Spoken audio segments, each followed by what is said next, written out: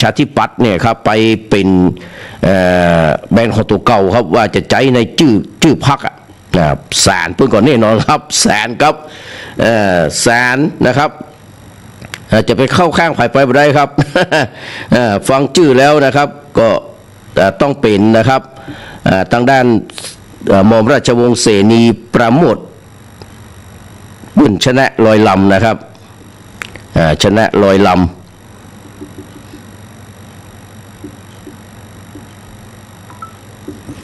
ครับ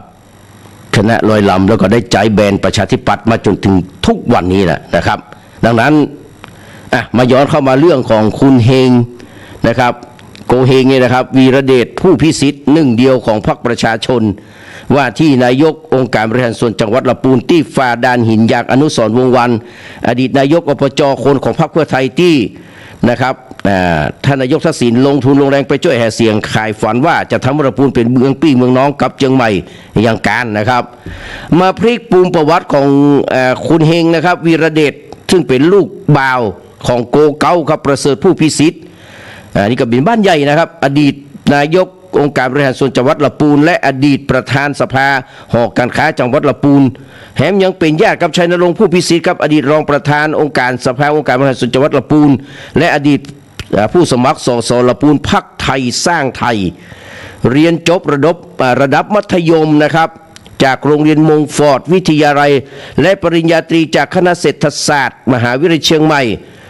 จบมาก็ประกอบอาชีพทำธุรกิจส่วนตัวก่อนที่จะมายึดอาชีพการเมืองตามรอยตีนพ่อตามรอยพ่อแล้วก็โดยหันหน้านะครับเข้าหาพรรคส้มเมื่อปี2561พร้อมกับเต๋อครับวิทยสิทธิ์ปันสวนปลูกซึ่งปัจจุบันเป็นสสลำพูนเขตหนึ่งนะครับห้องได้ว่าวีระเดชมาใจละออนโนเนมนะครับใจละออนหนุ่มโนเนมที่มากับกระแสส้มของคนรุ่นใหม่แต่เป็นลูกชายของนะครับบ้านใหญ่เมืองลำพูนคนหนึ่งเนาะนะครับมีการวางแผนเครือข่ายเตรียมพร้อมล่วงหน้าสำหรับการเลือกตั้งมาบัดต่ำกว่า2-3 ปีดังนั้นคะแนนนะครับ199,000นะครับ199,372คะแนนที่ได้มาจึงมาจากทั้งคนรุ่นใหม่และคนรุ่นพ่อง่ายๆว่างานนี้ต้องใช้ทั้งกระแสและกระสุนขอบคุณพี่สายทองนะนิติวณิชาที่นี่มาพูดหูกันนะครับมันก็เหมือนกับปลากระป๋องเน่าในยุคที่ดร.เพชรวัฒน์การนะครับ ในสมัยที่การเลือกตั้งซ่อมที่ลำพูนนะครับมา90,000 ปลายปกติคะแนนได้ตั้งอันนะฮะแต่ปรากฏว่าพิษของปลากระป๋องกำเริบ นะครับทางด้านคุณเพชรวัฒน์ก็เลยการไปบักกี่คะแนนนะครับเพราะว่ามันมีปลากระป๋องเน่านะฮะสำหรับโกเก้าครับประเสริฐผู้พิสิทธิ์ผู้เป็นป้อนั้นเมื่อเสิร์ชเข้าไปดูประวัติครับผลงานว่าเคยทำมาอย่างฮึกเจ้าลำพูนป้องในขณะที่อดีตนายกอบจมีความใกล้ชิดกับนักการเมืองของลำพูนในยุคนั้นกับเจอเรื่องการโกงลำไยในยุคของรัฐบาลนายกทักษิณนี่แหละครับตามข่าวระบุว่าเมื่อวันที่24 มีนาคม 2558 ครับโกเก้าถูกเจ้าหน้าที่ตำรวจยับนะครับตามหมายจับของศาลจังหวัดลำพูนในฐานความผิดรวม8 ข้อหาที่เกี่ยวกับการช่อโกงปลอมแปลงเอกสารเป็นเจ้าพนักงานปฏิบัติหรือละเว้นการปฏิบัติหน้าที่โดยบ่ชอบโดยพลตำรวจโทธนิศักดิ์ธีรสวัสดิ์ผู้บัญชาการตำรวจภูธรภาค 5ในยุคนั้นนะครับลูกของไอ้แหวะของคนพลตำรวจเอกแสวงนะครับตั้งโต๊ะจัดแถลงข่าวด้วยตัวเก่าเพราะเป็นคดีใหญ่คดีโครงการลำไยอบแห้งในจังหวัดลำพูนเกิดขึ้นเมื่อปี2547ในรัฐบาลทักษิณชินวัตรผู้มีผู้ต้องหาที่ถูกจับกุมส่งฟ้องศาลไปแล้ว44 คนทั้งเจ้าหน้าที่ของรัฐและพ่อค้ารับซื้อมีมูลค่าความเสียหาย195 ล้านบาทโดยมีโกเก้านายกอบจลำพูนในขณะนั้นเป็นหัวหน้ากลุ่มพร้อมกับสมาชิกอบจลำพูนและผู้ประกอบการนะครับหน่วยรับซื้อลำไยในเครือข่ายเป็นผู้ร่วมขบวนการจนเป็นข้าวครึกโครมโครงการรับซื้อลำไยเพื่อแก้ปัญหาลำไย ล้นตลาดในยุครัฐบาลทักษิณชินวัตรจนสร้างความเสียหายไปประมาณ 5,000 ล้านบาทมีลักษณะเหมือนกับการรับจำนำเข้าในยุคของรัฐบาลยิ่งลักษณ์ชินวัตรกุยังมีการให้เกษตรกรมาลงทะเบียนเหมือนกรมส่งเสริมการเกษตรแล้วนะครับมีการเอาเงินงบประมาณมารับซื้อลำไยในราคาประกันกิโลกรัมละ 5-15 บาทมีเจ้าหน้าที่อตก.มาเป็นเจ้าภาพและมีเอกชนมารับช่วงมีการระบายลำไยออกไปบางส่วนมีการนำเกษตรกรที่มีตัวตนพ่องบ่มีตัวตนพ่องมีเป็นผีพ่องเนี่ยนะครับมาใจจื้อนำลำไยมาขายและมีโกดังเก็บที่เรียกว่าสต็อกลมมีการนำลำไยเกรด A ไปขายแต่นะครับแทงบัญชีเป็นเกรด B เพื่อกินส่วนต่างสุดท้ายลำไยอบแห้งที่เหลือมันเน่าเสียคาโกดังต้องเสียเงินจ้างคนมาเอาไปทำปุ๋ยแหมบอกว่าถึงที่สุดแล้วผลคดีนะครับผลทางคดีของโกเกาจะเป็นจะได้ต่อไปแต่เมื่อใดที่เฮงวีระเดชผู้พิสิทธิ์นะครับขึ้นเป็นนายกปจ.ละปูนอย่างเต็มตัวจากการประกาศของนะครับกกต.นะครับเรื่องการโกงลำไยก็คงจะต้องโตยมาหลอกหลอนบ่มีที่สิ้นสุดเขาเรียกว่าจะเป็นทุกขลาภหรือไม่ก็ติดตามตัวกันต่อไปพี่น้องติดตามตอนต่อไปก็ยินดีครับโดยพี่น้องเจ้าละปูนจะได้กินน้ำประปาได้นะครับน้ำประปาที่กินได้เขาก็จะท่าพอต่อไปว่ากินแล้วจะเป็นโรคอย่างมะเร็งสักใดก็พอกันไปครับยินดีกับพี่น้องเจ้าละปูนทุกคนทุกท่านด้วยนะครับมาดูนะครับเรื่องของนะครับเรื่องอะไรอย่างเนี้ยเรื่องของเดี๋ยวเรื่องของดราม่านะครับเรื่องของเสื้อแดงที่ศรีสะเกษร่ำให้ถูกคนเพื่อไทยด้อยค่ารับเจอกับตัวเองแล้วอึ้งโดยเฉพาะเอานกบิดสลิมมามีตำแหน่งนะครับอันนี้ก็ต้องเป็นความจริงนะพรรคเพื่อไทยก็ต้องยอมรับแล้วก็ถึงเวลาที่จะไปปรับปรุงแก้ไขจะใดมันเป็นเรื่องของผู้รักผู้ใหญ่นะครับในบ้านในพรรคเพื่อไทยนะมาเกี่ยวกับผมนะครับเฮาก็เป็นแค่กองเชียร์นะครับเชียร์จบแล้วก็จบไปเลยนะครับและจะแก้ไขจะใดก็ไปเห็นเรื่องหนึ่งถามว่ามันเกิดขึ้นแต่บ้านเฮาก็มีนะครับบางครั้งบ้านเฮาก็มีนะครับเพราะถ้าเฮาไปถือสาเหียกู้เรื่องกู้ราวนี่ก็คงบ่มีพรรคเพื่อไทย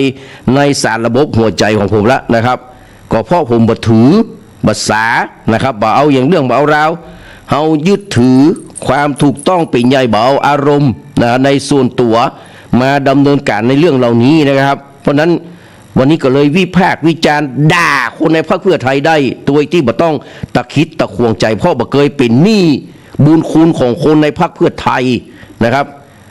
นะครับบ่เคยเป็นหนี้เลยบาทสตางค์เดียวเนี่ยก็บ่เคยได้นะครับเพราะฉะนั้นเขาสามารถวิพากษ์วิจารณ์แล้วก็ไปดูตรงความเป็นจริงแต่ไม่ใช่ว่าโอ้ยเขาจะต้องให้เปิ้นหันคุณค่าของความเป็นเสื้อแดงทุกระเบียบทุกขั้นตอนทุกอย่างจะต้องไปเป็นคนมีแน่มีแต่อันนี้คิดผิดละอันนั้นคิดผิดคนเสื้อแดงแบบนั้นก็คิดผิดเช่นเดียวกันนะครับมาดูครับเมื่อตะวาวันซื้อเนี่ยนะครับอัธชัยอนันตเมฆตะวาได้กะเนาะนักเคลื่อนไหวทางการเมืองนึ่งในกำนันคมเสื้อแดงได้โพสต์ต่อข้อเขียนผ่าน Facebook ส่วนตัวแสดงความคิดเห็นกรณีแกนนำคนเสื้อแดงศรีสะเกษแถลงข่าวถูกคนในเพื่อไทยด้อยค่าบ่ฮือเกียรติโดยมีเนื้อหาจะพี่น้องผมก็ไม่ได้อ่านนะครับผมก็ลองมาดูครับว่าพูดว่าขออู้ตรงๆในฐานะคนเสื้อแดงผมเองก็พบเจอเรื่องแบบที่แกนนำศรีสะเกษอู้ว่าบะฮือเกียรติคนเสื้อแดงกลับจากต่างประเทศเข้าพักวันแรกก็ได้ยินคนในพักสอนว่าอย่าแดงมากนะครับบะเจื้อหูก็นึกว่าเข้าพักผิดผมก็บ่สนใจครับเดินหน้าต่อไปเดินหน้าเป็นแดงต่อไปก็เหมือนกับผมนี่แหละครับถ้าเขาก็บ่เคยได้รับเกียรติได้รับอย่างสักอย่างครับแต่เขาเป็นแดงด้วยหัวใจไง จัดการจะแปรจะอันนี้ก็ว่ากันไปตามเนื้อผ้านะครับ อันใดที่จะคือปรับปรุงแก้ไขก็ว่าเสนอไปตามความจริงทุกประการอันใดที่มันดีก็ว่าดีอันใดที่บ่ดีก็ด่าอย่าน้อยนะคือไปปรับปรุงแก้ไขนะครับในการเลือกตั้งปี66จบภารกิจจนถึงเลือกตั้งซ่อมพิษณุโลกจนเลือกนายกอบจครั้งนี้จะไปช่วยหาเสียงเดินทางไปคนเดียวแต่ยังบ่มีที่ยืนแม้แต่จะถ่ายรูปนะอันนี้เพื่อนก็บอกว่ามันบ่เกี่ยวกับท่านนายกทักษิณนะฮะท่านนายกทักษิณไปไหนนะยังถามหาพี่น้องเขาเสมอบ่เคยลืมยังจำพี่น้องเขาได้แม้แต่แกนนำเล็กๆนะแต่คือคนในพรรควันนี้คนของพรรคชุดนี้ทำอะไรอย่างบ่เคยกึดถึงใจของคนเสื้อแดงเป็นมุ้งเป็นเหล่าเอาแต่พวกอุดมการณ์คืออย่างบ่ชัดเจนเสื้อแดงบ่ต้องการอย่างแค่ฮื้อเกียรติกันพ้องเต้าอันยังบ่มี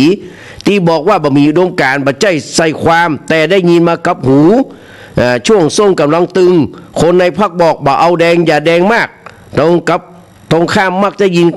คำนิยมส้มจากคนในพรรคอยู่เนืองๆทั้งที่คือคนของพรรคเพื่อไทยรวมทั้งการเอาฝ่ายตรงข้ามมีบทบาทเข้ามามีบทบาทในพรรคนอกพรรคทั้งที่คนเหล่านี้คือนกหวีดสลิมนะครับไม่ต้องมาถือตำแหน่งกับกับคนแสดงแต่เอาฝ่ายตรงข้าม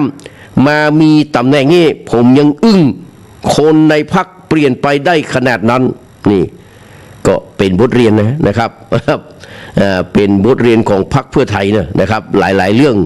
หลายราวตัวกันนะครับ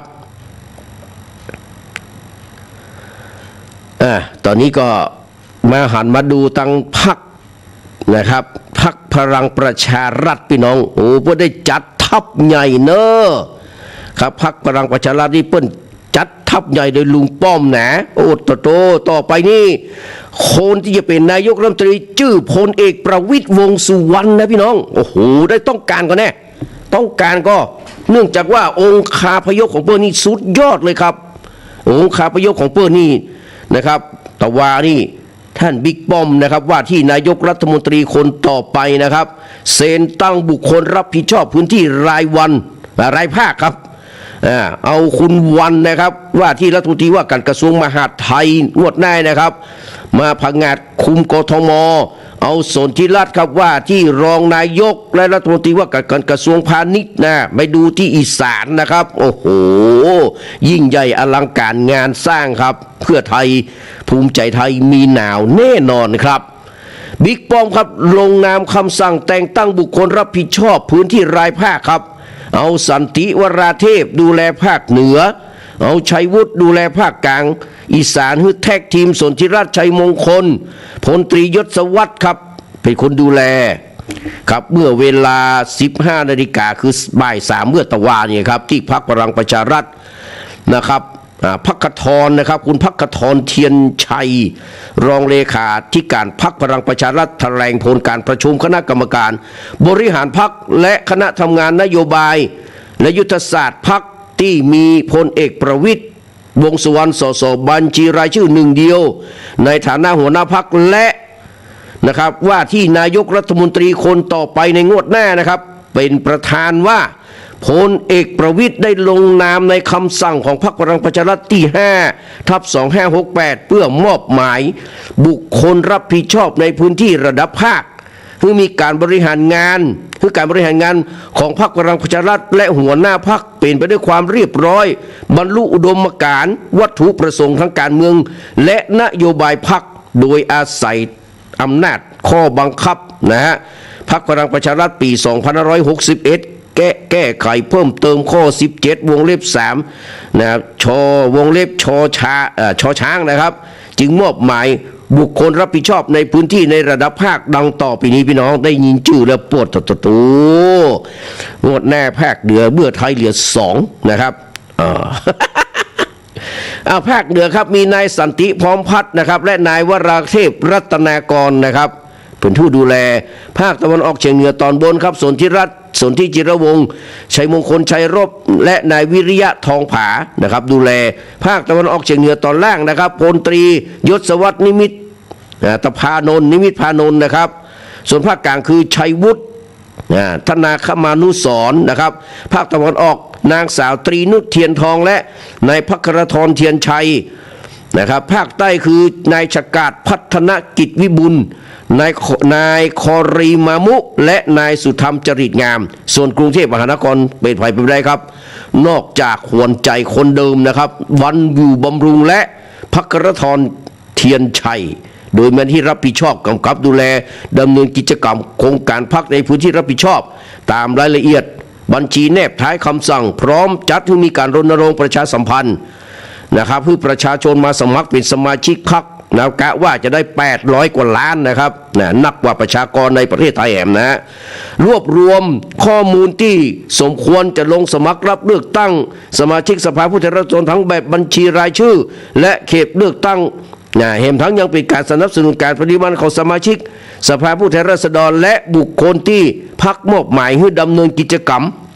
ในพื้นที่รับผิดชอบและปฏิบัติงานอื่นๆตามที่หัวหน้า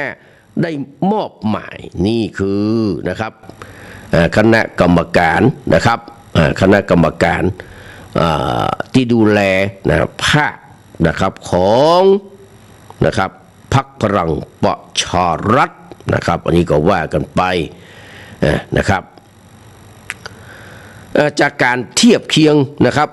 ลายชุดข้อมูลเราสามารถจำแนกได้มาเป็นทางการในมีพี่น้องครับเรามาดูกับการเลือกตั้งที่ผ่านมานะนปจนะพรรคเพื่อไทยและเครือข่าย23 จังหวัดครับในปี67ชนะ11 จังหวัดเนาะครับในปี68ชนะ12 จังหวัดเครือข่ายนะพรรคภูมิใจไทย23 จังหวัดปี67ชนะ11นะครับปี68ชนะ12เครือข่ายพรรครวมไทยสร้างชาตินะครับปี67ชนะ3ปี68ชนะ4เครือข่ายพลังประชารัฐนะครับ4 จังหวัดนะครับปี67ชนะ3จังหวัดปี68ชนะ1นะครับประชาชนนะครับ1นะครับปี68บัชนะเลยปี68ปี67ชนะเลยปี68ชนะ1ครับส่วนประชาธิปัตย์เครือข่ายเมื่อมี4 จังหวัดนะครับปี67บัชนะเลยปี68ชนะ4 จังหวัดชาติไทยพัฒนาครับปี67บัชนะเลยปี68ชนะ2 จังหวัดเครือข่ายประชาชาตินะครับเมื่อปี67บัชนะเลยพอมาปี68ชนะ2พรรคกล้าทำนะครับปี67บัชนะเพราะว่ายังเป็นพรรคแต่เตื้อปี68ชนะ2และกลุ่มผู้อิสระมี8 จังหวัดแน่อันนี้ก็คือนะครับก็ผมว่าดูนะครับในการเลือกตั้งสมาชิกอบจนะครับในจังหวัดเชียงใหม่นะไปว่าเพื่อไทยได้น้อยลงมาใช่นะฮะในสมัยนั้นปีที่เลือกตั้งที่ผ่านมาที่นายกกองที่ชนะนายกบุญเลิศเนี่ยนะครับสจเนี่ยสปจนี่เต้าเดียวกันนะฮะ21กับ21เต้ากันเลยครับเพิ่งตกลงกันได้ครับนะก็เลยคือแหมฝ่ายหนึ่งเป็นสภาเป็นประธานสภาเหรอนะครับแล้วแหมฝ่ายหนึ่งเป็นบริหารก็คือตกลงกันได้มาตลอดงวดนี้นี่นะครับมีกลุ่มของคุณบุญเลิศนะครับโดยเฉพาะคุณกุ้งนะครับอดีตสสทัศนีบุรณุปกรณ์เนี่ยเปิ้นออกตัวอย่างเต็มที่ในการที่จะสนับสนุนพรรคประชาชนในการต่อสู้เรื่องนายกก็ดีเรื่องสมาชิกองค์การบริหารส่วนจังหวัดก็ดีครับเปิ้นได้มา15นะได้มา15แต่ของเพื่อไทยเนี่ยจาก21เป็น26นะถึงแม้ว่าในเมืองนี่จะได้แค่น้องปลื้มหลานผมเนี่ย น้องปลื้มนะครับลูกของไอเอสลูกของน้องเอสนะครับท่านรองประธานสภาเอสนะครับสมบูรณ์บุญเรืองเนี่ยนะครับที่ตังบักคอยใต้เนี่ยนะเปิ้นชนะคนเดียวละคนอื่นการเรียบเลยครับหู้ไผ่มาสนใจเขาเป็นส้มนี่กาหมดเลยนะฮะการทุกที่เลยแม้แต่น้องกิ่งน้องรักของผมนี่นะฮะลูกเฮียเกายังการเลยนะยังเขตดีอยู่ในเขตผมเลยนะเขต2นะการเป็นการหลายคะแนนอยู่นะครับก็ไม่น่าเชื่อนะการหมดนะครับแต่ปีก่อนนั้นนี่สมัยเป็นนายกบุญเลิศนี่สจในเชียงใหม่นี่ในเมืองนี่เป็นของเพื่อไทยหมดนะตั้งแต่จิรัญพรเตโชลานตั้งแต่ทนายจ๋านะครับโควิดพิริยะอนันต์นี่นะก่อนที่ลาออกไปสมัครสสแล้วก็กิ่งขึ้นมาแต่นี่นะครับแล้วก็แถมหลายคนหลายท่านนะครับมาถึงงวดนี้นี่มาได้เขตเดียวครับในเชียงใหม่ได้เขตเดียวนะ ได้จะได้ไปได้รังรอบนอกแม่อายนะครับแม่อายได้ถึง2เลยฝางได้ถึง2เลยนะฮะแล้วก็มาที่แม่แตงเรียบประชาชนกินนะฮะแม่แตงแม่ริมนะสันทรายนี่ประชาชนเอาไปกินนะเมืองเป้านี่มาเป็นของเพื่อไทยนะที่โดยสเก็ตนี่ก็โดยสเก็ตสันทรายเนาะสันทรายนะครับมายุราเนี่ยนะครับพี่สาวผมเนี่ยมายุรามายุราเป็นพี่สาวผมครับเรียนหนังสือด้วยกันที่โรงเรียนแม่สาวกับการอะไรก็เนี่ยมายุราตุนแก้วเนี่ยนะครับการแสดงความเสียใจจะสู้ต่อไปเด้อตัวเด้อนะครับแล้วก็หลายคนหลายท่านสารปีเนี่ยนะครับเขต1กาการนะครับการนะครับมันมีนัยยะหลายอย่างไม่อยากจะออกอากาศนะครับเดี๋ยวจะเป็นการกระนำซ้ำเติมกันนะครับแต่เป็นเรื่องที่ผู้หลักผู้ใหญ่ที่จะต้องตระหนักนะครับแต่เขต2นี่ชูเกตเนี่ยยังพลิกมาเหมือนเดิมนะครับพลิกแถวตำหนักบ้านปีวิไลนะฮะยังพลิกมาเป็นสจได้เหมือนเดิมส่วนหางดงก็แบ่งคนละเขตนะฮะของดอยลอนะดอยลอแล้วก็ทางด้านจอมทองที่มีอิสระนะมีสสอิสระตั้งไม่วางนี่เป็นของเฮานะครับแล้วก็ไปตังทอดนี่การเพื่อนนะครับแล้วก็ไปถึงดอยเต่าก็เป็นของเฮาแล้วก็ไปถึงอมก่อยก็ยังเป็นของเพื่อไทยสรุปแล้วเพื่อไทยได้26+1นะครับส่วนพรรคประชาชนได้15รวมกันเป็น42นะครับเพื่อไทยได้เพิ่มขึ้นนะฮะสอบจได้พักเพิ่มขึ้นนะครับแต่ก็ได้21ปีนี้ได้26นะครับอันนี้ก็ฝากกับทุกคนทุกท่านเป็นสถิติเป็นข้อมูลนะครับอู้กันเมื่อแล้วครับก่อนที่เขาจะเข้าไปสู่ระบบการถ่ายทอดบันทึกเสียงนะครับในเวลาบ่ายโมงเนี่ยเขาฟังเพลงที่ลุงบานขอมาค้างตะเกียรักน้องไม่มีเงินแต่งนะมึงก็ประจายเอาก็เลยเอาสกาวเดือนนี้เป็นรักฉันแล้วแถมรักไผ่แหมเนี่ยเอา2เพลงครับที่เหลือที่ลุงหมาพูดขอมานะครับเดี๋ยวก็โทรมาเนี่ยสายตะกี้นะครับโทรมาเลยนะครับ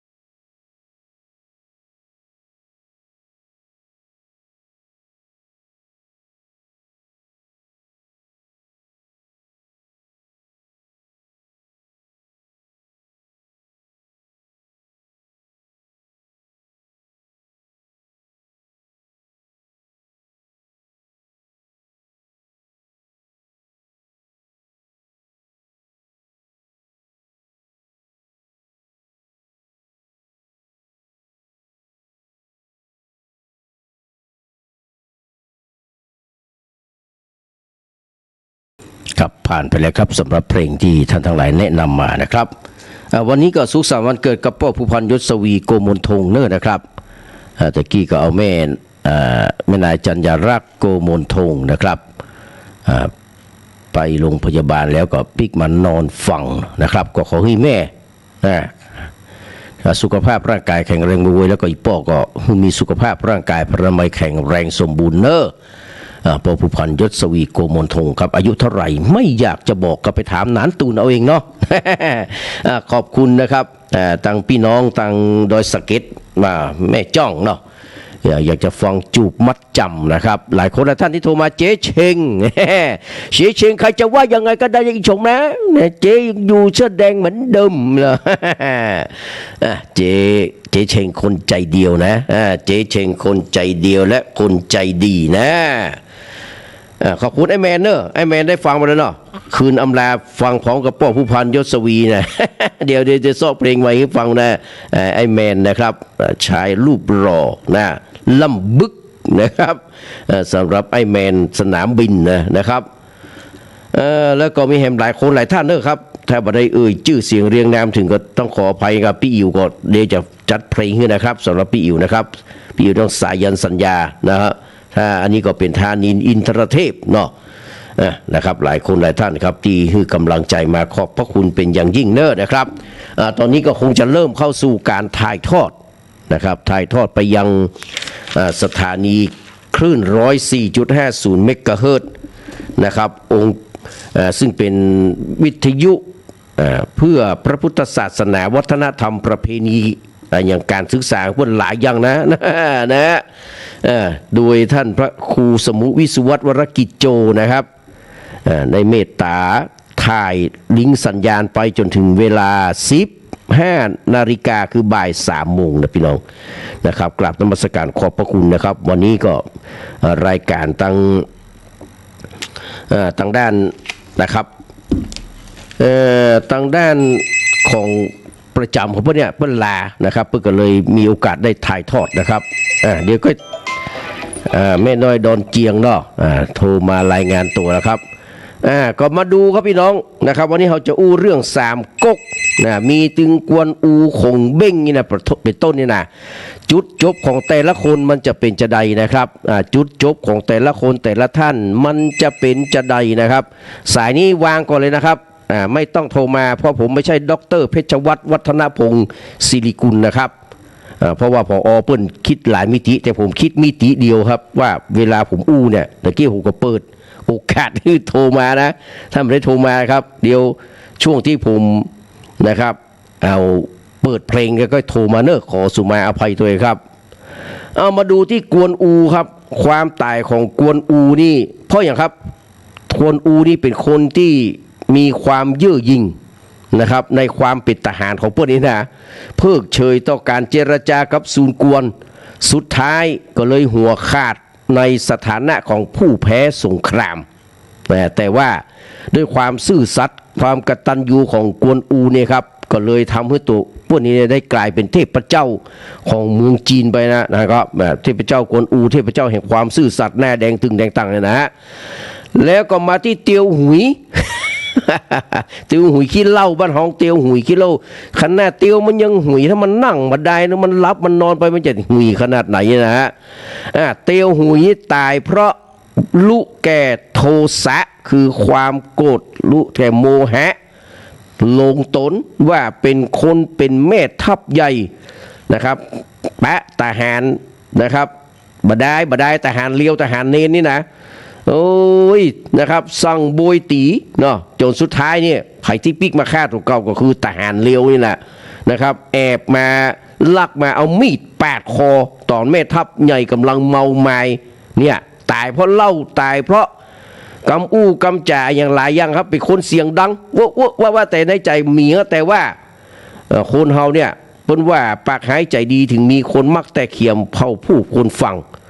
คือคนปากหวานก้นส้มนะคนปากหวานก้นส้มนะครับคนปากหวานถึงแม้ก้นมันส้มคนยังนิยมหูมักนะครับปากหายใจดีถึงมีคนฮักแต่เขียมเผาผู้คนฟังเตียวหุยก็เช่นเดียวกันนะครับ กินเหล้ามานี่แปะไผ่บะโปใจนี่สั่งเคี่ยนสั่งตีสุดท้ายทหารเนนทหารเลียวเนี่ยพี่น้องเอามีดมาปาดคอตอนที่แม่ทัพใหญ่ตัวเก่ากำลังเมาได้บ่ได้ตีสักอย่างนะฮะมาจนถึงที่เล่าปีนะ3-4พี่น้องเนี่ยเล่าปีนะเตียวหุยกวนอูเตียวหุยเล่าปีเนี่ยเพื่อนเป็นพี่น้องกันนะแนวร่วมสาบานกันนะครับเล่าปีนี้ตายเพราะอย่างครับก็ลูกแกโทสะเหมือนกันครับอยากจะแก้แค้นให้กวนอูถือว่าเป็นตัวว่าเก่าเป็นอ๋องเป็นกษัตริย์นะครับจนลืมไตรตรองวิธีตั้งค่ายสุดท้ายก็มาพลาดท่าถูกเล็กซุนแม่ทัพหน้าใหม่ของซุนกวนปาทหารมาเผาค่ายจนวอดวายเล่าปีก็บาดเจ็บแล้วก็สุดท้ายตรอมใจตายพี่น้องเล่าปีนี้นะโอ้กว่าจะได้คงเบ้งมานี่ต้องไปส่ง3 เตื้อนะครับมาดูโจโฉและซุนกวนพี่น้องผู้ได้ชื่อว่าเป็นจอมทัพและครองพื้นที่1 ใน 3ของแผ่นดินมังกรนะตายด้วยครับด้วยอาการประสาทเสื่อมเนี่ยนะครับมองหันภาพหลอนของคนที่ตัวเก่าแค่มันอ่ะมอมือมันแค่หมดอ่ะคือปกติแม่ทัพนายกองเป็นทหารหรือว่าสู้รบกันไฟตรงข้ามกระจายเทพเพื่อจะมาแค่หมอเนี่ยแต่อันนี้มันแค่นะมันวางใจมันแค่หมดครับโจโฉเนี่ยแค่ทุกอย่างที่ขวางแน่สุดท้ายแล้วกลายเป็นโรคประสาทเสื่อมนะครับมองหันภาพหลอนตายแบบทรมานนะครับ2 คนนี่นะแล้วก็มาถึงจิวยี่เนี่ยจิวยี่กระอักเลือดนี่นะครับเป็นผู้ที่มีปัญญาล้ำเลิศในงอกกกนะครับแต่ต้องกระอักเลือดตายเพราะบ่สามารถระงับความโกรธโทสะที่เกิดจากการอย่างราบคาบต่อผู้มีปัญญาเลิศล้ำกว่าตนที่มีนามว่าคงเบ้งนะครับหรือว่าจิวยี่กระอักเลือดเพราะความอิจฉาริษยาความโกรธความเกลียดที่การต่อคงเบ้งอย่างราบคาบมาดูจูกัดเหลียงหรือว่าคงเบ้งไงพี่น้องเป็นผู้ที่มีปัญญาล้ำเลิศที่สุดในแผ่นดินมังกรแต่ก็ยังว่าพี่น้องตายไปพร้อมกับอาการห่วงหน้าพะวงหลังนะครับเป็นภาวะผวังในราชกิจที่ยังค้างสุดท้ายต้องส่งนะครับนายทหาร100,000ที่เป็นยกไปนะครับที่จะไปตีเมืองอย่างสักอย่างนะครับเดี๋ยวจะมาเล่าให้ฟังนะฮะแต่ว่าก็เป็นช่วงที่ผีมาหลอกคนได้พี่น้องจูก็เลี้ยงว่าคงเป้งนะเป็นคนที่ซูมาอี้นี่กลัวที่สุดเลยนะที่เขากล่าวมานี่แต่ละคนพี่น้องล้วนแต่เป็นวีรบุรุษล้วนแต่เป็นนักปราชญ์ล้วนแต่เป็นเจ้าเหนือหัวแต่นะครับการมีแค่เพียงพละกำลังความหูและอำนาจมาได้ช่วยให้ไผ่ตายสบายสักคนพี่น้องตราบใดที่คนเหล่านั้นยังยึดถือตัวตนหรืออัตตาในตัวเก่าคือมีอัตตาทิฏฐินักลำไปแต่นะครับจะกล่าวถึงจูล่งหยุนหรือว่าจูล่งนะครับแม่ทัพคนสำคัญของเล่าปีนะครับผู้ที่ฆ่าคนมาจำนวนมากไต่เต้าจากตำแหน่งทหารกระจอกทหารเลี้ยวนี่แหละนะครับจนได้เป็นแม่ทัพใหญ่แห่งจกกกนะครับแต่ทุกภารกิจทุกศพที่เปิ้นเข็นฆ่านะและทุกคนในสงครามนี่นะครับที่เปิ้นฆ่าไปนะจูล่งเปิ้นบ่เคยเอามาเป็นอารมณ์เข้าไปผสมแต่เปิ้นทำหน้าที่เพื่อหน้าที่ตะอันคือทำหน้าที่เพื่อประจบหน้าที่ทำงานเพื่อประจบงานบ่ได้ทำงานเพื่อประจบคนนะครับการทำงานประจบงานนี่มันทำให้เกิดความสำเร็จแต่การทำงานเพื่อประจบคนพี่น้องอย่างที่เจียงไฮ้เนี่ยเขาเรียกว่าทำงานเพื่อประจบคนผลที่ออกมาก็เลยการนะครับที่ละปูนก็เช่นเดียวกันนะครับทำงานเพื่อประจบคนผลที่ออกมาก็เลยการทรงจักรวรรดินี่ครับมาหน้าการก็คือการ เรามาดูวาระสุดท้ายของจูล่งพี่น้องแม้ก่อนตายจูล่งจะเสียสถิติ ขุนศึกผู้ไร้พ่ายเพราะต้องมีอันการในศึกเทียนสุยพี่น้องจนแทบเอาชีวิตมารอดแต่จูล่งก็สามารถลดอัตราละอัตราสั่งถอยทัพเพื่อรักษาประโยชน์ของส่วนรวมและยังปลงใจให้ยอมรับความจริงที่เกิดขึ้นได้นะเพราะฉะนั้นเป็นผลดีนะจะตายแบบหมู่นั้นหรือว่าจะตายแบบจูล่งฮะจูล่งเพิ่นปลดปล่อยมาละวันนี้ผมก็คิดว่าท่านนายกทักษิณฮะเพิ่นปลดปล่อยโปร่งวางมาละแล้วก็จบแล้วศึกนี้ก็จบแล้วครับเพิ่นบอกเอาว่าชนะแค่จังหวัดเดียวเหมือนกับชนะถึงหูถึงมัว76จังหวัดน่ะชนะจังหวัดเดียวอะนะครับคุยจนโอ้โหจนไอ้ปวินเนี่ยอีปวินนะครับแฟนพันธุ์แท้ของพรรคส้มเนี่ยอดมาได้ออกมาวาดฟาดงวงฟาดแงด่าถึงด้อมด่าถึงพักนะครับ ก็คิงเขายอมแกนเนี่ยก็ตะอ้อนน่ะเลือกตั้งถึง76จังหวัดได้เหียจังหวัดเดียวแล้วก็คุยไม่คุยแง่วคุยนักคุยหนามันอย่างปลาล้ำปลาเหลือมันตักแกะวิบัติหรอพี่น้องนะฮะแล้วก็ภายปอบางเตี้ยเนี่ยยังบัดตันได้เหยียดแข้งแหละยังบัดตันได้นั่งได้เหยียดแข้งแล้วอย่างนายกผู้น่ะที่เชียงไฮ้นะครับมันอาจจะมีการเลือกตั้งใหม่นะนายกที่เชียงไฮ้เนี่ย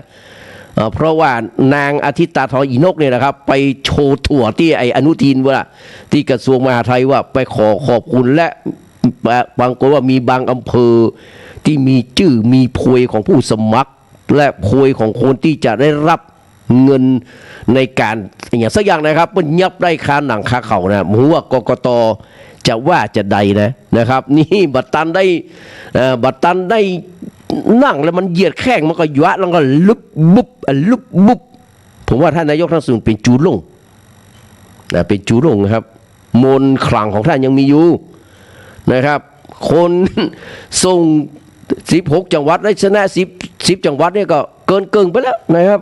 ไม่ต้องไปกึดอย่างนั้นนะครับแล้วก็แล้วไปแต่คนพยายามจะยัดเยียดความปราชัยให้กับเปิ้ลทั้งที่เปิ้ลชนะมานะ ที่ชนะบักถึงนะไปที่การ มันประเภทเนี่ยนะครับเรตกะวิบัติมาดูครับจูล่งวาระสุดท้ายของจูล่งเนี่ยนะครับเปิ้ลรับความจริงได้นะครับสุดท้ายแล้วจูล่งเป็นคนเดียวครับที่จากไปด้วยอาการสงบจนพระเจ้าเล่าเซียนหรือว่าอาเตาเนี่ยโอ้ยนะมีตึงพระเดชพระคุณนะอาเตาเนี่ยนะครับอาเตาถึงกับลังน้ำตาฉลมแผ่นดินมังกรฮือหันฮือแก่ขุนศึกผู้เปรียบเสมือนพ่อคนที่สองพ่ออย่างครับเพราะว่าในการต่อสู้ในครั้งนั้นนะครับในศึกนั้นนะครับอาเตานี่เป็นละอ่อนอยู่นะครับทางด้านจูล่งเนี่ยเปิ้นเอามัดติดตั้งหน้าอกเนี่ยครับมาสู้ว่าตั้งหลังติดหน้าอกเนี่ยแบบฮืออันนี้นะต่อสู้ยังป้องกันคุณชายน้อยอาเตาเนี่ยนะอาเตานะครับยังสุดกำลังนะครับจนเอาชนะแค่ศึกได้โดดลงบ่อแม่เพิ่นโดดลงบ่อที่ตายนะครับแม่ของเราของอาตาเนี่ยนะครับแล้วก็ทางด้านจูล่งก็เลยเอาไปดูนะครับไปสอนไปอย่างหลายอย่างนะจนกระทั่งว่าใหญ่หน้าแก้บ้านมาเนี่ยครับถือว่ารอดชีวิตมาได้ด้วยจูล่งคนนี้คุณศึกไร้พ่ายนะครับแต่ก็การแล้วก็ยอมรับว่าการหมู่ที่ตายนะคือบ่ยอมรับว่าตัวเก้าการนะครับก็เลยตายแบบบ่ม่วนตายแบบสงบนะครับดังนั้นอาตะหรืออาเตาหรือว่าพระเจ้าเล่าเซียนซึ่งเป็นลูกของเล่าปีนะครับให้ขนาดนักนะครับให้ฮือกับพ่อคนที่สองของตัวเก่าก็คือจูล่งนะครับดังนั้นพี่น้องนะครับมีจูล่งนี่คืออาเตานี่ก็บ่เกิดนะครับตายไปตั้งเป็นละอ่อนแล้วนะครับความเครียดตั้งจากชีวิตนะครับโดยดิจิตอลของเขาเนี่ยนะครับคงไม่ได้เกิดจากความลำบากในการทำงานอย่างเดียวพี่น้องไม่ได้เกิดจากการความคิดที่ผิดพลาดหรือว่าผิดหวังอย่างเดียวแต่มันเกิดจากการที่เราเอาตัวเก่าเนี่ยครับไปผสมกับงานไปผสมกับการสอบการแข่งขันการประเมินครับเป็นพนักงานเจ้าหน้าที่ก็กับเงินเดือน นะครับหรือว่าสิ่งต่างๆรอบตัวเขาเนี่ยนะครับดังนั้นพระพุทธองค์จึงสอนให้เขาเนี่ยและตัวตนนะลดอัตตาทำหน้าที่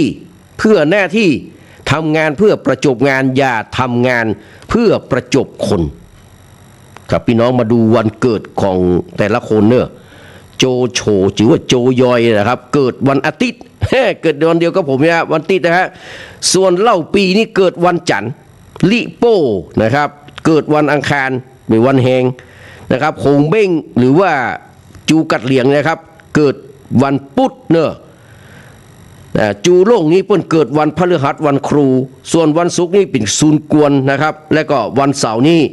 สุมาอี้เต็กโชที่เขาจะกำลังจะอู้กันจากนี้ไปแต่อู้เรื่องคงเบ้งกันพี่น้องคงเบ้งนะครับคงเบ้งเปิ้นหลอกอันนี้ว่าจะใดพี่น้องนะครับคงเบ้งหลอกนะครับคงเบ้งหลอกสุมาอี้ว่าจะใดเดี๋ยวเขาติดตามกันในช่วงต่อไปพี่น้องนะครับมาดูนะครับเรื่องของคงเบ้งซึ่งเป็นคุณพลนะครับเป็นมันสมองนะครับครับซึ่งสมองของเล่าปีเนาะนะครับเพื่อนถามว่าเป็นจะได้คงเบ้งแห่ง3ก๊กถึงอายุสั้นอายุประมาณ53 54นะครับคงเบ้งแต่ผมได้อ่านไหมนะเพื่อนตายนะก็คงเบ้งเป็นที่ปรึกษาของเล่าปีครับในพงศาวดาร3ก๊กจี ภาคจกก๊กนะครับบทประวัติของคงเบ้งบรรยายว่าคงเบ้งเคยส่งทูตไปปะกับสุมาอี้เต็กโชแต่สุมาอี้นะครับมาได้ถามเรื่องการทหารแต่กลับถามไทยเรื่องการกินอยู่รับนอนชีวิตประจำวันและการทำงานของคงเบ้งอย่างละเอียดทำให้รู้ว่าคงเบ้งเป็นคนนอนดึกตื่นเจ้าแต่มาหมอกป้อนัน74เลยกะ กินอาหารมาได้นักทำงานทุกอย่างด้วยตัวเก่าเขาเรียกว่ายิ่งกว่านางแบกของพรรคเพื่อไทยอะอย่างพี่แขกเนี่ย น้องแขกของผมเนี่ย คำประกาเนี่ยนางแบกคงเบ้งก็เป็นเดอะแบกครับแบกกู้ยังแบกภาระหนักเกินคาดพี่น้องเดี๋ยวมีอย่างพ่องเดียวจะได้หูว่าเบิ้ลแบกอย่างพ่องนะฮะเมื่อหูจะอี้แล้วครับสุมาอี้ก็เลยฟันธงการฟันธงสุมาอี้ก็คือการแจ้งว่าคงเบ้งจะต้องตายเห็นมาเมินเนี่ยบัดเมินเนี่ยแน่นอนตายแน่ๆนะครับเหตุผลที่สุมาอี้กู้ซึกคนสำคัญของคงเบ้งหานกล้ากล่าวอย่างอี้ก็เพราะหากดูตามหลักการแพทย์ของจีนแล้วพี่น้องโรคตั้งหลายเนี่ยเกิดจากชี่ก็คือพลังลมปราณที่ไหลเวียนอยู่ในร่างกายบอกว่ามนุษย์นะครับอยู่ในอารมณ์ความรู้สึกแบบไหนล้วนแต่มีผลต่อชี่นะเจ๊เชงนะบอกคนอื่นด้วยว่ามันมีผลต่อชี่คือลมปราณลมหายใจมีผลต่อชี่ทั้งนั้นบอกว่าความโกรธนะครับมันจะทำให้ชี่นี่ปุ่งสูงดีใจก็ทำให้ชี่นี่เฉยช้า โศกเศร้าจะทำให้ชี่นี่สลายแล้วก็ความกลัวจะทำให้ชี่ตกนี่ทำให้ใจตกนะชี่มันตกเป็นต้นความหูของคนจีนโบราณจึงให้ความสำคัญกับการถนอมรักษาจิตใจอย่างที่คัมภีร์ห่วงตี้เนยจริงนะครับหรือว่าคัมภีร์ห่วงตี้เนยจริงบันทึกว่าอารมณ์ทั้งหลายดีใจโคตรแกตุกฮอนมกมุ่นโศกเศร้ากัวไบโพล่าน่ะตื่นเต้นตกใจเป็นสาเหตุสำคัญของความเจ็บป่วยดังมีคำกล่าวว่าโกรธหรือว่าความโกรธเนี่ยมันทำลายตับดีใจเนี่ยทำลายหัวใจเนี่ยจะไปดีใจนักแล้วไปเนอะชนะเลือกตั้งถึง15 เขตนี่นะเมาดีใจแล้วไปนะระวังนะ ความมกมุ่นทำลายม้ามทุกข์ร้อนทำลายปอดความกลัวทำลายไตพี่น้องเมื่อถนอมรักษาจิตใจนะครับเป็นอย่างดีก็จะส่งผลให้สุขภาพกายดีไปตัวโดยจีนโบราณเน้นการดูแลตัวเก่าให้สอดคล้องกับแต่ฤดูกาลนะตามที่คัมภีร์ห่วงตี้เน่ยจริงแนะนำว่าฤดูใบไม้ผลิ นะใบไม้พลีก็รู้สึกว่าจะใกล้ๆดูหนาวเลยกันเนาะหรือว่าฤดูฝนเนี่ยนะสรรพสิ่งกลับฟื้นคืนชีพคนจึงสามารถนอนดึกตื่นเจ้าได้พร้อมกับเดินออกกำลังในลานบ้านเดินให้มากสักหน่อยก็จะช่วยบำรุงร่างกายฤดูร้อนนะครับฤดูร้อนนี่อากาศมันร้อนฉะนั้นคนควรจะรักษาจิตใจให้สงบระวังอย่าให้นะครับเกิดอารมณ์ใดๆนะครับมาดูฤดูใบไม้ร่วงพี่น้องนะฤดูใบไม้ร่วงเนาะฤดูใบไม้ร่วงนี่ควรนอนแต่หัวค่ำตื่นเจ้าพอใกล้คันก็ลุกจากที่นอนอีไหนนะบ้านไม่น้อยโดนเชียงนะใครคันตั้งก่อนเลยเนาะคันตั้งบ่ายโมงบ่ายสองตีหนึ่งตีสองนี่นะถ้าฤดูหนาวยามเนี้ยอากาศมันเย็นเยือกเพิ่นว่าควรจะนอนหัวค่ำแล้วก็ตื่นขวายหน่อยการปฏิบัติเช่นนี้แสดงถึงลักษณ์วสันต์และคิมหันนะบำรุงหยางศาสตร์และเหมันบำรุงหยินอย่างยิงก็คือพระใจไม่ยิงเนาะในคัมภีร์ยังบอกแถมว่าดูนานนะครับพอเมินเนี่ยมันจะทำลายเลือดว่านอนเมินทำลายพลังชี่นั่งเมินทำลายแก้มเนื้อยืนเมินทำลายกระดูกเตียวเมินทำลายเอ็นนั่นบดีสักอย่างนะพอเมินลงไปกับบดีทำลายเลือดเนี่ยพอทีวีพอหนังนักลงไปเนอะอาจารย์สายรู้นะดูเมินทำลายเลือดนอนเมินทำลายพลังชี่นั่งเมินทำลายกล้ามเนื้อยืนเมินทำลายกระดูกไรแม่นะเดอเตียวเมินเนี่ยไปก็ทำลายเอ็นดังนั้นคนเฮาจึงต้องออกกำลังอย่างพอดิบพอดีให้ถึงทั่วทุกสัดส่วนคงเบ่งหูดีว่าการทำงานหนักทำลายสุขภาพให้พังขนาดไหนแต่ก็ยังว่าพี่น้องมันมีคนแตนตีนแตนมือและก็บ่สามารถจะละเลยภารกิจเพราะทั้งชีวิตของเขากึดแต่เรื่องปราบวิกกพร้อมๆกับระวังงอกกกฉวยโอกาสทำให้กินบ่ได้นอนบ่รับบ่ตักตะใดบ่เป็นสุขยิ่งหลังจากเล่าปีเสียชีวิตคงเบ้งยิ่งต้องรับบทหนักสุขภาพจึงย่ำแย่ลงไปเรื่อยๆนำสู่วาระสุดท้ายในวัยราว 53-54 ปีถึงจะอั้นคงเบ้งกุนซือคนสำคัญก็ยังไว้ลายจนเป็นที่มาของประโยคอันลือลั่นว่าคงเบ้งคนตายหลอกสุมาอี้คนเป็นพี่น้องหลอกจะใดเดียวเราไปติดตามว่ามันหลอกจะใดนะมันหลอกจะด้วยมันหลอกจะด้วยเพื่อความต่อเนื่องนะครับมาดูเลยครับว่าทางด้านนะครับคงเบ้งเนี่ยหลอกสุมาอี้จะใดนะครับหลังจากที่เตรียมการมาเมินกึ่งปีพี่น้องการโจมตีภาคเหนือเป็นครั้งที่5ก็ได้เกิดขึ้นในปี2000ในปี777เป็นตอง7เนี่ยไอแมนเนอร์เกิดขึ้นในปี777กองทัพ100,000 นายของคงเบ้งนะครับใจเส้นทางหุบเขาเสียกูและตั้งค่ายทหารอยู่ที่ตุ้งงอเจียงใกล้กับอู่กงเพื่อทำสงครามยืดเยื้อกับวุยกกครั้งนี้คงเบ้งได้เตรียมความพร้อมมาอย่างดีนอกจากมีเสบียงอาหารมาพรั่งพร้อมยังกระจายกำลังทหารปลอมตัวไปเป็นเจ้าให้เจ้านาเนี่ยให้ใส่สวนเพื่อผลิตอาหารเพิ่มขึ้นแหมตัวแหมต่างหากนี่นอกจากนี้คงเบ้งยังนัดหมายกับง้อกกของซุนกวนให้มาร่วมกันโจมตีวุยกกพร้อมกันโดยทหารจกกกจะบุกไปจากทางเหนือทหารง้อกกจะบุกง้อกกนี่นะจะบุกจากทางใต้จากเดิมที่การโจมตีหลายครั้งนั้นมีแต่กองทัพของจกกกมันก็เลยบักชนะครับครั้งนี้เมื่อต้องรับศึกหนักพร้อมกัน2 ด้านครับพระเจ้าโจยอยเนี่ยเป็นโจโฉตัวเนาะจึงสั่งให้สุมาอี้เต็กโชนี่นะครับ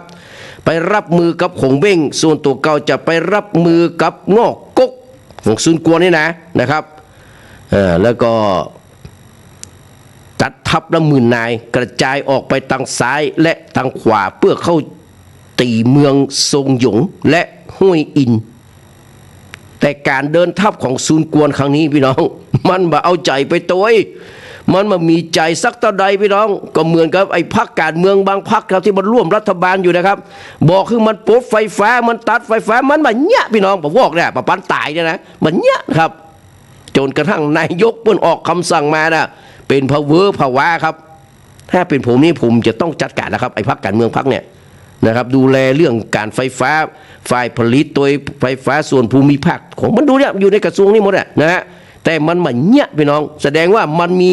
ส่วนได้ส่วนเสียกับแก๊งคอเซ็นเตอร์ทั้งหลายเนี่ยอย่างที่บัลลมมันว่าเนี่ยพวกที่ผมก็ไปชอบบัลลมตั้งแต่รังสิมันบัลลมเนี่ยแต่งวดนี้มันว่าถูกพี่น้องเลยเข้าข้างบัลลมจังแบบวอกนี่นะฮะต้องว่าอีเลยถ้าผมนายกทักษิณผมตีนตั้งหน้าอยู่อะบุญละครับเมื่อหูว่านะครับซุนกวนเมื่อหูว่าโจยอยพระเจ้าโจยอยจะนำทัพมาด้วยตัวเก่าก็เลยตัดสินใจว่าถอนทัพปิกเลยนะเมื่อแม่ทัพใหญ่ถอนทัพเล็กของลกซุนและซุนเสียวเนี่ยมันเสียวอะต้องถอนตามความร่วมมือระหว่างทหารงอกกกับโจกกก็เลยยุติลงตั้งแต่ยังไม่ได้เริ่มต้นเลยเพราะว่าไอ้นี่มันเป็นอีแอบบัดซุนกวนเนี่ยพี่น้อง มันเป็นอีแอบมันเนี่ยบัดแต่ครับนี่ปากมันว่าบัดทรงแต่พอคนลงได้เปลี่ยนนายกแล้วไปขอบคุณมันนะครับบอกว่าที่ศรีสะเกษบอกว่าที่เจียงไฮ้อีก็วอกนักนะขอเลือกตั้งใหม่เว้ยนะครับแล้วก็จะไปเมาทีเถียงกันครับขนาดในเมืองที่ยงยุทธเป็นคนรับผิดชอบยังการเพื่อนมันหมายความว่าใดนะครับเนี่ยเปิงนายกเพื่อออกมาฉะเลยนะสมควรอย่างยิ่งครับสมควรอย่างยิ่งมาอูเรื่องนี้ต่อพี่น้องแหมด้านหนึ่งครับสุมาอี้เจอกับขงเบ้งนะครับจากประสบการณ์ที่เคยการมาหลายเตื้อแล้วแต่ก่อนนี่นะก็เลยทำเมื่อครั้งนี้สุมาอี้ปิดประตูเมืองพี่น้องยื้อเวลาบอกว่าขงเบ้งจะยั่วยุอย่างใดก็นิ่งเฉยเป็นอุเบกขารมนะเอาเมินไปปิดประตูได้100 กว่าวันคงเบ้งก็บอกหูจะยังไงครับก็เลยส่งคนส่งเครื่องแต่งกายและเครื่องประดับไม่ยิงสตรีได้ไปฮื้อซูมาอี้เพื่อกระทบกระเทียบเปรียบเปรยว่าซูมาอี้เนี่ยมันขี้ขลาดขี้เขลามันบักกล้าออกมาลบมันบักใจลูกป้อใจมันบักใจแมนอย่างไอ้แมนเท่านี้เนาะซูมาอี้ก็ยังนิ่งเฉยเหมือนเก่าพี่น้องแต่ ผู้ใต้บังคับบัญชาเริ่มที่จะคับแค้นใจมันอยากจะทำศึกสุมาอี้ก็เลยแอ้งพระเจ้าโจยอยนะฮะพระเจ้าโจยอยว่ามาใจว่าข้าบ่ยอมออกรบนะสู่เฮ้ยแต่เพราะว่ามันก่อนออกเดินทางห้องเต้เพิ่นสั่งแล้วสั่งแหมคือเขาไปเฝ้าว่าจะไปโจมจะไปตีคือรักษานะคือเฝ้าอย่างเดียวบ่คือออกรบนะหากท่านหันว่า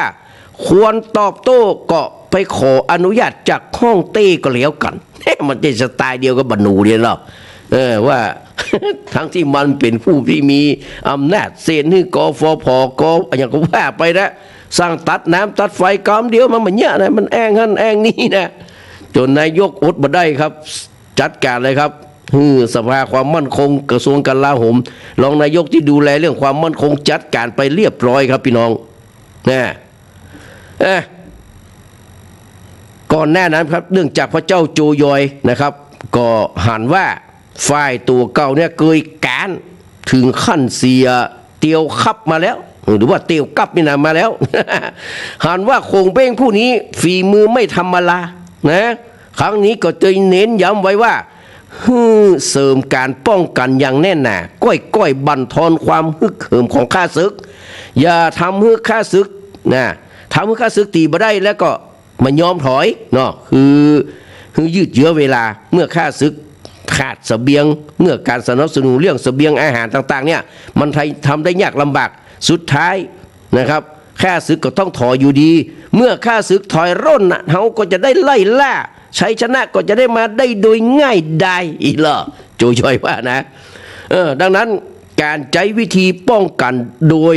บ่ออกรบ จึงเป็นความต้องการที่ตรงกันทั้งของซูมาอี้และพระเจ้าโจยอยดังนั้นพระเจ้าโจยอยจึงให้ขุนนางที่ชื่อว่าซินผีนะครับอัญเชิญตราอาญาสิทธิ์แห่งห้องเต้ออกไปเพื่อควบคุมเหล่าขุนศึกที่กำลังเถียงกันเอาเป็นเอาตายเรื่องการจะออกรบอย่าออกรบไปบางคนก็ใส่ลูกคุยกันมีด่านะครับซูมาอี้จะได้ก็มีนะครับสุดท้ายแล้วนะครับเมื่อได้รับอาญาสิทธิ์นะครับก็ยุติลงนะครับแต่ว่าหากกลศึกเช่นนี้บ่อาจจะไปตบตาคนอย่างคงเบ้งไปได้เมื่อเกียงอุยซึ่งเป็นขุนศึกแห่งจกกกหันว่าซินผี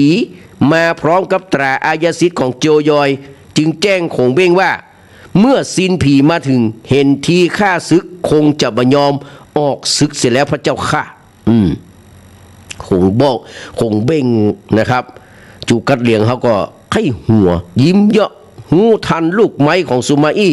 ก็เลยบอกว่าโอ้ยบาซูมาอี้เนี่ยนะถ้าเป็นสมัยนี้มันก็นะจะเป็นพรรคการเมืองพรรคหนึ่งแหละ มันไม่อยากจะลบอยู่แล้วที่เสนอให้ขอออกรบเป็นเพียงการแสดงละครให้ผู้ใต้บังคับบัญชาดูว่านะเขาต้องการรบแต่รบบ่ได้เต้าอั้นเองมีคำกล่าวอยู่ว่าแม่ทัพออกทำศึกในที่ไกลโพ้นใจว่าจะต้องรอคำสั่งจากส่วนกลางทุกอย่างหากเขาต้องการลบแต่ยังจำเป็นจะต้องขออนุญาตจากส่วนกลางที่อยู่ไกลนับพันลี้กาในขณะเดียวกันพี่น้องสุมาอี้ก็กำลังดูเชิงคงเบ้งเช่นเดียวกันบักกี่วันต่อมาคงเบ้งก็ส่งทูตมาแหมสุมาอี้ก็ฮือการต้อนรับขับสู้คารวะโตจานิวาโตจาเอตัมมังคารมุตตัมมังต้อนรับขับสู้อย่างอ่อนน้อมถ่อมตนเช่นเคยแต่ครั้งนี้อย่างที่ว่าที่เกินไว้เบื้องต้นว่าสุมาอี้บ่ได้อู้ถึงเรื่องการลบสักกรรมแต่ปิกไปถามไทยความเป็นอยู่ของคงเบ้งทูตซื่อบื้อ ลงคาลมสุมาอี้ครับตามสุมาอี้บัดโตยบัดตันก็เลยตอบคำถามไปตรงๆว่าท่านแม่ทัพคงเบ้งเนี่ยมันเปิ้นตื่นเจ้ากู้วันเนอะต้องไปดูแลทุกอย่างสักกระบือยันเรือรบบอกว่าจะเป็นเรื่องเล็กเรื่องใหญ่เรื่องน้อยแม้แต่เรื่องที่ทหารถูกลงโทษด้วยการตีเนี่ยด้วยการเคี่ยนซาวเตื้อเนี่ยเขายังคอยถามเนื่องจากการทำงานทำงานหนักจนเหนื่อยแล้วไปเนาะอิดแล้วไปก็เลยกินข้าวบอกให้ล้ำบอกให้เจริญอาหารสักเท่าใดแต่ละมื้อเนี่ยกินได้น้อยขนาด 3-4 จานเท่านั้นนะ หลังจากที่ทูตจากไปสุมาอี้กับผู้ติดตามว่าหันทีว่าคงเบ้งนี่นะครับจะอยู่ได้แหมบะเมินแล้วเนอะคงเบ้งจะอยู่ได้แหมบะเมินนะครับสุมาอี้หูตัวว่าสู้คงเบ้งมาได้ก็เลยเลือกใจนะครับกลยุทธ์หลีกเลี่ยงการปะทะในยามที่ข้าศึกแข็งแกร่งและรอให้ข้าศึกอ่อนแอที่ต้องรอให้ข้าศึกอ่อนแอเพราะบ่สามารถหาจุดอ่อนที่จะโจมตีคงเบ้งได้เลยแต่หากบ่มีคงเบ้งแล้วจกกกก็เป็นเรื่องง่ายสำหรับเขาครับครั้งนี้สุมาอี้เต็กโชก็ประเมินสถานการณ์ได้ถูกต้องกองทัพโจกนั้นขาดแคลน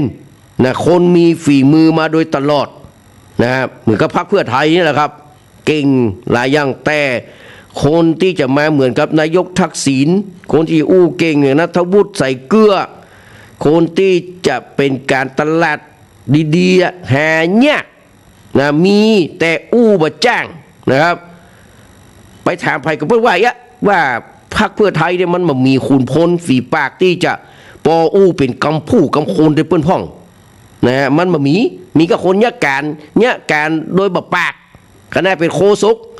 ยังมีปัญญาจะมาตอบโต้กับไผครับจ้างมาแหกเลือดเงินเดือนนี่ยังแต่ผมนี่จังเบย จ้างมากินเงินเดือนบัดได้นะอุ้ยตบซ้ายตบขวาตบหน้าตบหลัง นะฮะคือมันอู้มีปัญญาที่จะมาใจกับอู้เหมือนนัทวุฒิได้อย่างพ่อไงก็ย่อมไปเยียนเปิ้นไปตุกไปแย่ง ครับคงเบ้งนี่นะพี่น้องมาใจคนห่วงอำนาจเนอะบางคนคิดว่าคงเบ้งนี่คงจะเป็นคนห่วงอำนาจบัดตั้งบัดนี้ไปเลยแต่คงเบ้งเนี่ยเปิ้นเป็นคนระแวดระวังเมื่อบ่มีผู้ใต้บังคับบัญชาคนใดที่ไว้ใจได้คือรับทำหน้าที่ใหญ่นี่นะเพื่อที่จะป้องกันการเกิดข้อผิดพลาดและก็ต้องหักโหมทุกอย่างด้วยตัวเก่าสุขภาพก็เลยย่ำแย่ลงไปในที่สุดคงเบ้งก็ล้มป่วยเหมือนกับที่ซูมาอี้คาดการเอาไว้และเป็นการป่วยที่คงเบ้งก็รู้ว่าตัวเก่าเนี่ยฮับบ่ไหวแหมแล้วคงเบ้งดูดาวเฉยเห็นดาวตกนี่นะที่เตือนใจบุญพระรักษาปุ้นห้องเอาไว้เนี่ยเดี๋ยวถ้ามีเวลาจะมาเปิดนะถ้าดูท่านมีนะครับแต่ถ้าว่าคงเบ้งก็ยังเป็นคงเบ้งพี่น้องรู้ว่าตัวเก่าไปบ่รอดแล้วก็เลยวางแผนส่งกองทัพ100,000ของจกกกนะครับฮื้อถอนทัพเนี่ยปิกไปอย่างปลอดภัยเปิ้นเลือกเอียวหงีนะครับเป็นผู้บัญชาการในการถอนทัพปิกเอียวหงีก็นำกองทัพปิกไปยังฮั่นตงนะครับโดยปฏิบัติตามคำสั่งก่อนตายของคงเบ้งได้อย่างเคร่งครัดนะเมื่อสุมาอี้หันความเคลื่อนไหวของทหารจกกกทั้งที่มั่นใจว่าคงเบ้งตายแล้วแค่ศึกก็อ่อนแอเขาก็เลยสั่งให้ทหารบุกเข้าไปตีจกกกคาดมาถึงว่าทหารจกกกบ่เพียงแต่บ่เร่งฝีก้าวลบหนีแต่กลับหันหน้าเข้ามาสู้แล้วเมืองบปอยังลั่นกองรบดังกระหึ่มนะครับทำทีว่าจะขอรบให้ถึงที่สุดนี่กลับเป็นสิ่งที่สุมาอี้ผู้แตกฉานคาดมาถึงพี่น้องเข็มขัดมันสั้นก็เลยทำให้เกิดความลังเลสุมาอี้คิดว่าโขงเบ้งมันให้จะบัดตายที่บ่เฮ้ยบ่เพียงบัดตายตะอ้อนนะมันยังอยากใจอุบายหลอกให้เฮาเนี่ยออกไปรบเมื่อเกิดได้จะอันปัดตะอกสั่นขวนแขวนครับหัวใจล่นมาที่ตาตุ่มตาตีนไหมนะของสุมาอี้นะก็เลยสั่งให้ถอนทัพบักก้าเข้าไปใกล้แหมในที่สุดครับทหารจกกก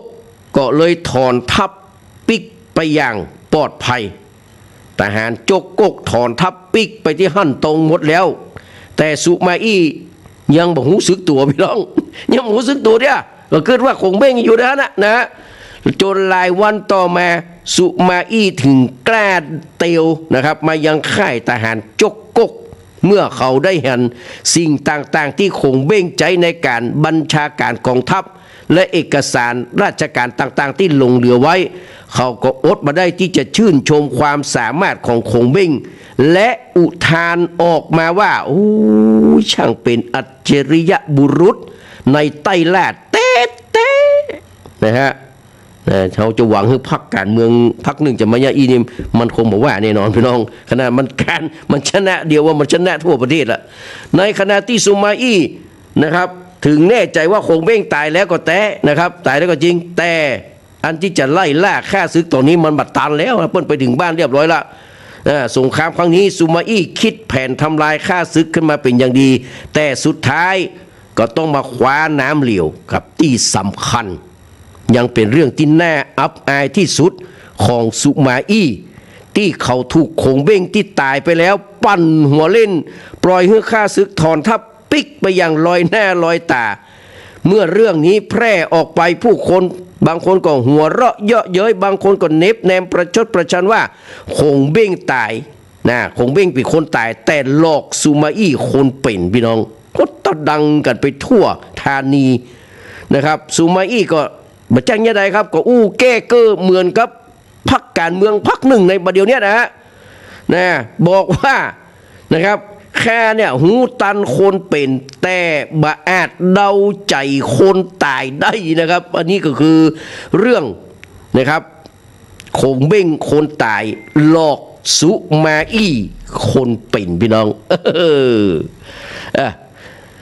มาติดตามฟังเพลงส่งใจไปให้กับแม่พองศรีวรนุชเนอะแม่พองศรีอายุ80ปลาย87 88เลยนะครับเปิ้นบัสบายรักษาตัวอยู่ที่โรงพยาบาลเนอะก็ขออำนวยอวยพรให้อีแม่พองศรีวรนุชนะครับศิลปินแห่งชาติราชินีเพลงลูกทุ่งนะครับคนแรกนะครับได้มีสุขภาพร่างกายพรรณนามัยสมบูรณ์แข็งแรงเนอะปิกมาฮ้องเพลงอยู่เป็นร่มโพใบใหญ่ร่มไทรใบหนาฮือกับแฟนเพลงนะครับของแม่พองได้ยาวนานไปเนอะแม่พองเนอะมาฟังเพลงของแม่พองราชินีบ้านนาแล้วก็สายันสัญญาค่าเพียงดินรอจนกว่าจะรักอันนี้มอบให้กับสาวๆน้องจังคืนเนอะกับพี่อิ๋วเป็นต้นเป็นประธานเนอะนะครับส่วนเพลงที่ตังป้นหลวงเขาขอมาเดี๋ยวได้ฟังนะครับตังด้านเพลงหลายๆเพลงนะจูบมัดจำนะเดี๋ยวได้ฟังเนอะมาฟัง3เพลงนี้ก่อนนะครับไม่ได้โดนเจียงก็ฟังอยู่เนาะมาฟังกันนะครับในช่วงนี้ครับ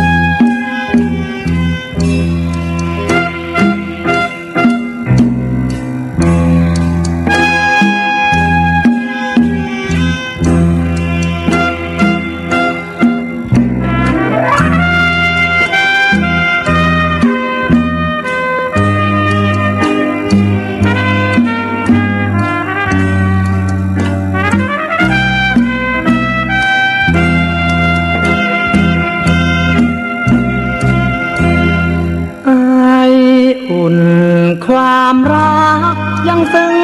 สลักอยู่บนหมอนร่องรอยที่ยกนอนยังอุ่นยังร้อนมิจางห่างหายกลิ่นเนื้อน้องยังฝังใจมิคลายประหนึ่งว่ามีโชมชายยังชิดใกล้กายทุกวันความสุขความฝันไม่นึกว่ามันจะกลับกลายที่ยังเฝ้าเสียได้จะเปรียบก็คล้ายนิยายเสกสรรบัดนี้น้องคงพะวงเหมือนกันเราจากกันไปเหมือนฝัน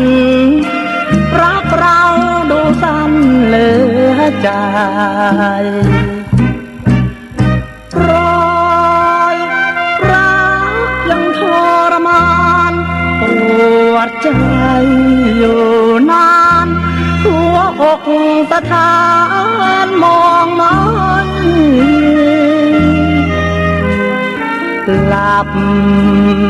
ตาครั้งใดภาพพิมพ์น้องยังน้อมใจให้คิดคนึงทุกวันเคยกอดเคยรักเคยได้สัมผัสแอบอิงเคล้าชื่นใจในรักเราเคยโยกเคยเย้าเคล้าคลอสุขสันต์บัดนี้เหลือเพียงรูปรอยสัมพันธ์ที่ผ่านเลยไปเหมือนฝันทุกวันที่เศร้าเหงาใจ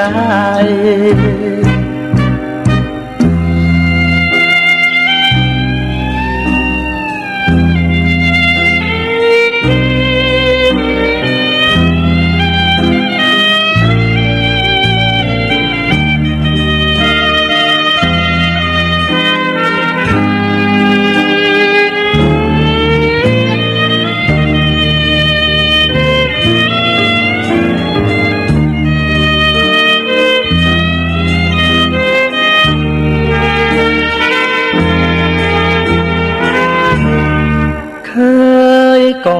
อดเคยรักเคยได้สัมผัสแอบอิงเคล้า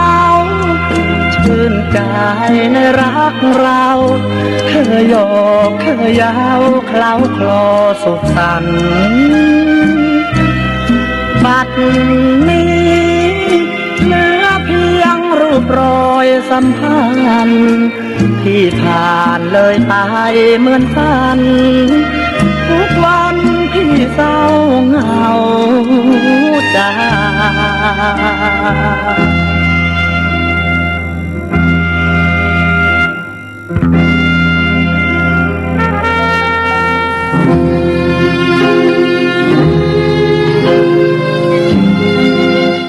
ครับผ่านไปแล้วครับสำหรับเพลงที่ท่านทั้งหลายแนะนำมานะครับ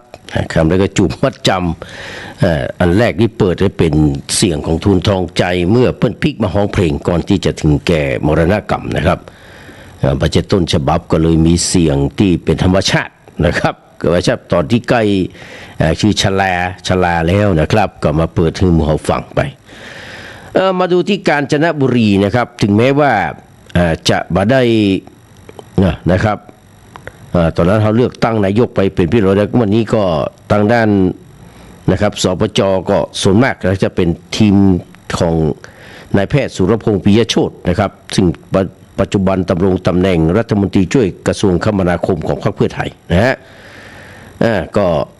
เพิ่นก็ส่งนะครับเลือกตั้งสปจ.นะครับส่ง30เขตได้ไป22เขตเลือกตั้งนี่ก็ของเพื่อไทยนะเพราะว่าสุรพงษ์ปิยโชตินะครับเพิ่นเป็นรัฐมนตรีช่วยกระทรวงคมนาคมเป็นคนเมืองป้าวเนี่ยคนสันทรายนะครับคนสันทรายคนเมืองป้าวเนี่ยนะครับ มาถึงนะครับไอแมนฟังเพลงรักแรงเดือน5เนี่ยเดี๋ยวฟังตอนท้ายๆป้านิดาก็จะฟังเพลงของแม่พองเนาะให้กำลังใจกับแม่พองที่รักษาตัวพี่น้องนะครับก่อนที่เขาจะเข้าไปสู่เรื่องราวข่าวสารพี่น้องนะครับตำแหน่งหรือว่ารางวัลที่ได้รับมาในบางเตื้อนี่มันก็บัจจัยบ่งบอกนะครับถึงความบริสุทธิ์พุทธพองหรือว่านะครับอะไรอย่างวะการปฏิบัติงานได้ดีตามหน้าที่นั้นนะครับจับกำนันหญิงนะครับแนบทองคำยกแก๊ง9 คนช่อกง42 ล้านพี่น้องครับตำรวจสถานีตำรวจภูธรนครไทยนะครับจังหวัดพิษณุโลกเปิดปฏิบัติการฮักขาไก่นะครับนำหมายสารบุกจับกำนันหญิงแนบทองคำพร้อมกับผัว นะฮะพร้อมกับผัวครับมีต่อที่แนบ8นะครับเดี๋ยวผมไปเสาะหาแนบ8นะแนบ8ก็น่าจะมีตั้งดีกันเนอแป๊บหนึ่งครับแนบ8มีไหนอันนี้เป็นหน้า7หน้า8ได้ละหน้า8นะครับและคณะกรรมการกองทุนหมู่บ้านรวม9 คนร่วมกันช่อโกงประชาชนและร่วมกันกู้ยืมเงินที่เป็นการช่อโกงประชาชนหลังเปิดกองทุนหมู่บ้านรับฝากเงินจากสมาชิกคือดอกเบี้ยสูงถึง10%ถึง 15%แต่เอาไปปล่อยกู้คิดดอกเบี้ยนะครับ1.25%ทำให้รายได้บ่พอจ่าย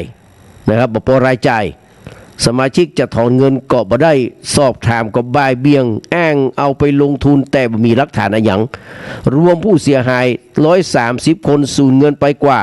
42 ล้านบาทพี่น้องก่อนที่จะอ่านข่าวต่อไปเนอะก็แสดงความเสียใจครับกับป้าจันฟองดารีเนอะกับป้าจันฟองดารีพี่น้องเขานี่นะครับเพิ่นได้สูญเสียสามีนะครับผู้เป็นที่รักไปเนอะสามีผู้เป็นที่รักไปก็คือนะครับนายสมคิดใจคำอายุ68 ปีนะครับเพิ่นตั้งศพบำเพ็ญกุศลไว้ที่วัดพวกเปียเนอะที่วัดพวกเปียนะครับแต่ยังบอกว่าเดี๋ยวป้าฟองจะรายงานมาว่าเพื่อจะเอาไปเผาเมื่อใดนะป้าฟองบอกมาเลยเนอะสามีป้าฟองเสียวันนี้เจ้าเอาไว้วัดพวกเปียนะครับถ้าจะเริ่มบำเพ็ญกุศลเนาะแล้วก็เพื่อจะเอาไปเสียเมื่อใดเดียวป้าฟองรายละเอียดลงมาเดี๋ยวจะประกาศประชาสัมพันธ์ให้พี่น้องเฮาเนอะก็แสดงความเสียใจกับป้าฟองดารีพงครอบครัวนะครับที่ได้สูญเสียคุณสมคิดใจคำนะครับจะเอาไปวันที่7เนาะวันที่7 กุมภาพันธ์ก็คือวันพรุ่งนี้แหละค่ะแล้ววันฮือนะครับวันพรุ่งเป็นวันที่6นะครับเอาไปวันที่7 กุมภาพันธ์ 2568เนอะนะครับที่วัดพวกเปียนะแสดงว่าเพิ่นบำเพ็ญกุศลไว้คืนวันพรุ่งนี้นะครับจะไปเผาที่สุสานหายาครับวันที่7 กุมภาพันธ์เนอะไผ่ที่ฮู้จักมักคุ้นนะครับกับแม่จันฟองดารีพงครอบครัวเนอะนะครับก็ไปกันที่วัดพวกเปียนะครับวัดพวกเปียครับอันนี้ก็แจ้งให้กับบรรดาพ่อพี่น้องที่ได้รับทราบกับทุกคนทุกท่านเนอะเดี๋ยวถ้าผมมีเวลาก็จะเข้าไปนะครับขอแสดงความเสียใจด้วยนะครับเดี๋ยวจะได้แจ้งอาจารย์สายรุ้งคำหนึ่งนะครับถ้าไม่ฟ้องส่งไปก็ส่งไปเนอะส่งไปในไลน์ของอาจารย์สายรุ้งเลยนะครับครับขอบพระคุณเป็นอย่างยิ่งครับอันนี้ก็คือการเกิดแก่เจ็บตายพี่น้องนะครับเป็นเรื่องธรรมดาเนอะมัจจุราชนายใหญ่เอาไปแน่ไม่เว้นไว้แต่เรียวช้าอย่าสงสัยนะครับคืนและวันผันลับดับเลยไปเราก็ใกล้ป่าช้ามาทุกคนนะครับถึงเวลาตายนะครับไม่อาจขวางทางยมทูตใครจะพูดห้ามไว้มิได้ผลนะครับทั่วพื้นล่าหญิงชายตายทุกชนอย่าร้องหนให้มันสร้างแต่ทางดีพี่น้องเนอะนะครับอันนี้เป็นเรื่องธรรมดาเลยนะครับก็ไปให้กำลังใจป้าฟองนะครับไปให้กำลังใจป้าฟองที่วัดพวกเปียนะครับวัดพวกเปียบะไก่บะไก่นะครับก่อนที่ปีลาบแป้บัวคำลาบแป้ตรงข้ามกันเดี๋ยวบัวคำปุ่นยางเวลาปุ่นลอยแล้วปุ่นยางแล้ววัดพวกเปียก็มีตรงนั้นเองนะครับบะไก่เนอะพี่น้องเนอะครับไป ไปช่วยกันให้กำลังใจนะครับไปแสดงความเสียใจแล้วคือกำลังใจกับป้าฟองเนอะนะครับที่ได้สูญเสียบุคคลนั้นเป็นที่รักไปนะครับหมู่เฮาทั้งหลายจะไปทอดทิ้งกันเนอะนะครับขอบคุณป้าฟองที่ส่งข่าวมาเนอะมีก็ส่งข่าวมาครับเป็นอีเฮาจะได้เป็นหลักฐานในการประชาสัมพันธ์บอกว่าจะเป็นงานป้อยหลวงงานอย่างก็ตามแต่นะครับขอบคุณและอนุโมทนานะครับนี่ก็เรื่องของแม่กำนันเนาะที่พิษณุโลกนะครับก็ตอนนี้ยับได้ละเปิ้นก็ยอมรับโดยดุษณีภาพนะครับว่าได้กระทำเช่นนั้นแต่เนาะถึงผัวถึงเมียนะครับผัวก็เป็นผู้สนับสนุนนะครับถึงทีมงานทั้งหมดทั้งมวลก็จำนวนด้วยหลักฐานนี่ฮะเขาเรียกว่ารางวัลแนบทองคำพระราชทานนี่นะครับมันมาได้บ่งบอกถึงคุณธรรมนะครับในหน้าที่ตำแหน่งการงานนั้นๆนะครับก็ว่ากันไปนะครับอันนี้ก็เป็นของกำนันที่นครไทยนะครับพิษณุโลกส่วนโจรใต้ก็ยังป่วนนะครับระเบิดรถนะครับแหลก2 แห่งเมืองนารานะครับก็เป็นเรื่องไปแห่งเรื่องหนึ่งนะครับส่วนก็ของนายกสั่งเฉียบตัดไฟและน้ำมันอินเทอร์เน็ตที่ส่งไปพม่า9 โมงนะครับวันนี้นะครับ9 โมงวันนี้นะครับ5 กุมภาพันธ์นี่แหละฮะภูมิธรรมไผ่เกียร์ว่างย้ายทันทีของคือมันแต่นะไอ้ภูมิธรรมไอ้อ้วนเขานี่มันจังว่ามันแต่นะครับท่านลองเขียนเสือให้วัวกัวเนาะแล้วก็จะเชือดแพะให้ลิงดูสักอันแหละนะฮะให้มันได้ตามนั้นนะครับมาดูสำนักข่าวหัวเขียวครับเพิ่นว่าจบได้เสียทีนะเพิ่นว่าจบได้เสียทีเกี่ยวกับเรื่องนี้แหละครับเมืองชเวกโกนะฮะเมืองชเวกโกและเมืองนะครับเคพาร์คนะครับซึ่งเป็นมหาอาณาจักรของแก๊งจีนสีเทานะครับใช้ไฟฟ้าจากไทย 90% พี่น้องครับ 90% ใช้ไฟของไทยนะหากกฟผนะครับการไฟฟ้าส่วนภูมิภาคหยุดขายไฟฟ้าให้เมียนมาแก๊งคอลเซ็นเตอร์บ่อนคาสิโนบ่อนพนันออนไลน์โรงงานผลิตยาเสพติดของแก๊งจีนเทาจะต้องเดือดร้อนกันละนาวแต่คนที่ทำให้เรื่องสั้นให้เป็นเรื่องยาวพี่น้องฟังดีๆครับไอ้คนที่มันทำให้เรื่องสั้นเป็นเรื่องยาวก็คือนายอนุทินชาญวีระกุลรองนายกรัฐมนตรีและรัฐมนตรีว่าการกระทรวงมหาดไทยซึ่งเป็นผู้บังคับบัญชาหรือบังคับบัญชากฟผโดยตรงถ้าไปเนี่ยล้ำหน้าล้ำตาเรื่องอื่นนี่ไอ้หนูมีสิทธิ์โคตรตายเลยนะครับพี่น้องดิ้นตายทะเลวตายทั้งนั้นนะฮะเราอย่าต้องสวดกุศลาธรรมาขึ้นมาละแต่เรื่องนี้เงียบเป็นเป่าสักเมื่อนายอนุทินนะครับหัวหน้าพรรคภูมิใจไทยในฐานะรองนายกและรัฐมนตรีว่าการกระทรวงมหาดไทยไม่ยอมออกคำสั่งให้กฟผระงับขายไฟฟ้าข้ามชายแดนก็ตกเป็นภาระของท่านนายกแพทองธารชินวัตร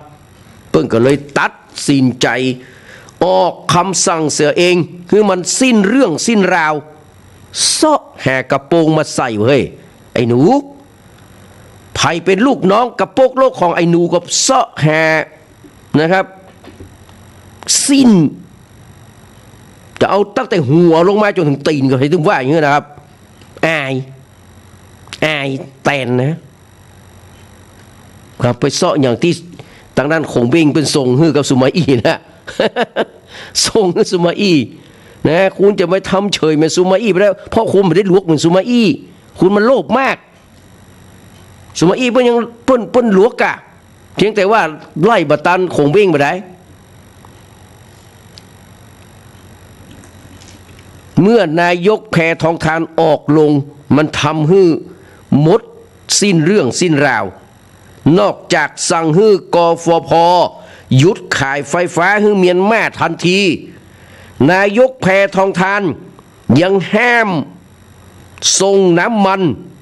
นะครับห้ามขนส่งน้ำมันจากฝั่งไทยเพื่อป้องกันบ่ให้กลุ่มจีนเทาใจน้ำมันจากไทยไปปั่นไฟฟ้าบนชเวโกโกและเคพาร์คครบวงจรนายกแพทองธารชี้แจงว่าปัญหาแก๊งคอลเซ็นเตอร์เป็นปัญหาใหญ่ที่ทำลายสังคมไทยมาหลายปีนะโดยมีอนุทินเนี่ยรู้หันปัญใจตัวได้นะเนาะรัฐบาลจำเป็นต้องใจมาตรการที่เข้มข้นเพื่อปกป้องผลประโยชน์ประเทศชาติและประชาชนชาวไทยมันน่าจะเป็นคำอู้ของบัตรอนุทินน่ะพี่น้องแต่กลายเป็นคำอู้ของนายกซึ่งเป็นไม่ยิงหูถึงไหนอายถึงขั้นพี่น้องขจายไปเสาะใส่ซิ่งเนี่ยเมื่อนายกแพทองธารออกมาลุยเองกระทรวงมหาดไทยและกฟผ.ก็ต้องปฏิบัติตามคำสั่งโดยบ่หือบ่อือคืนฮือคืนโดนตีนแน่นอนพี่น้องสมัยนั้นโดนตีนครับมันต้องคือสามัคคีตีนเฮือนไอ้กระทรวงมหาดไทยกับกฟผ.เนี่ยโอ้เฮานี่เป็นแก๊งเป็นเหยื่อของแก๊งคอลเซ็นเตอร์ซักตะใดพี่น้องโดยฝีมือของการสนับสนุนของกระทรวงมหาดไทยโดยกฟผ.นี่แหละพี่น้องที่ไปโต้คืนอื่นมาได้ต้องโต้บรรณูอะต้องโต้กระทรวงมหาดไทยและโต้ไอ้กฟผ.นะพี่น้อง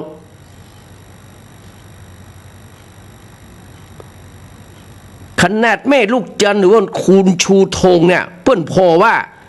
ความจริงแล้วเนี่ยมันต้องเรื่องถึงเรื่องนายกหรอกไอ้อนุทินเนี่ยครับไอ้หนูเนี่ยในฐานะเป็นรัฐมนตรีมหาดไทยใหญ่เบ้อเร่อนะครับกำกับดูแลกฟผ.โดยตรงกฟผ.นะโดยตรงสามารถออกคำสั่งให้กฟผ.หยุดขายไฟฟ้าห้ามขายตามชายแดนได้เองมันต้องให้ไผ่มาจูงหูดังนะครับมันก็แตงดังนะจูงแดงแล้วก็จูงเชือกออกไปไถแน่นะมันประเภทนั้นเลยนะหรือแม้ว่านายอนุทินบัตรสั่งนะครับมาผู้ว่าการกฟผ.เนี่ยพี่น้องการไฟฟ้าส่วนภูมิภาคเนี่ยก็สามารถสั่งระงับการขายไฟฟ้าได้เองเช่นกันเพราะอย่างครับเพราะในสัญญาครับในสัญญาระบุว่าหากเกิดความเสียหายหรือกระทบต่อความมั่นคงของประเทศไทยกฟผ.สามารถแจ้งยกเลิกสัญญาขายไฟฟ้าให้เมียนมาได้ทันทีแสดงว่ามันมีตาบ่มีหูไอ้ผู้ว่าคนนี้ก็บ่มีตาบ่มีหูกฟผ.ก็บ่มีตาบ่มีหูบ่หูครับนอนคดบ่หูนอนคูบ่หันพี่น้องเฮาโดนแก๊งคอลเซ็นเตอร์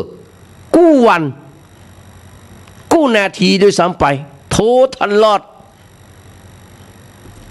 แล้วก็มีตลอดครับมันต้องมีสักคนที่ยกเป็นเหยื่อทั้งที่มันบ่สมควรจะเกิดขึ้นก็เพราะการใส่เกียร์ว่าง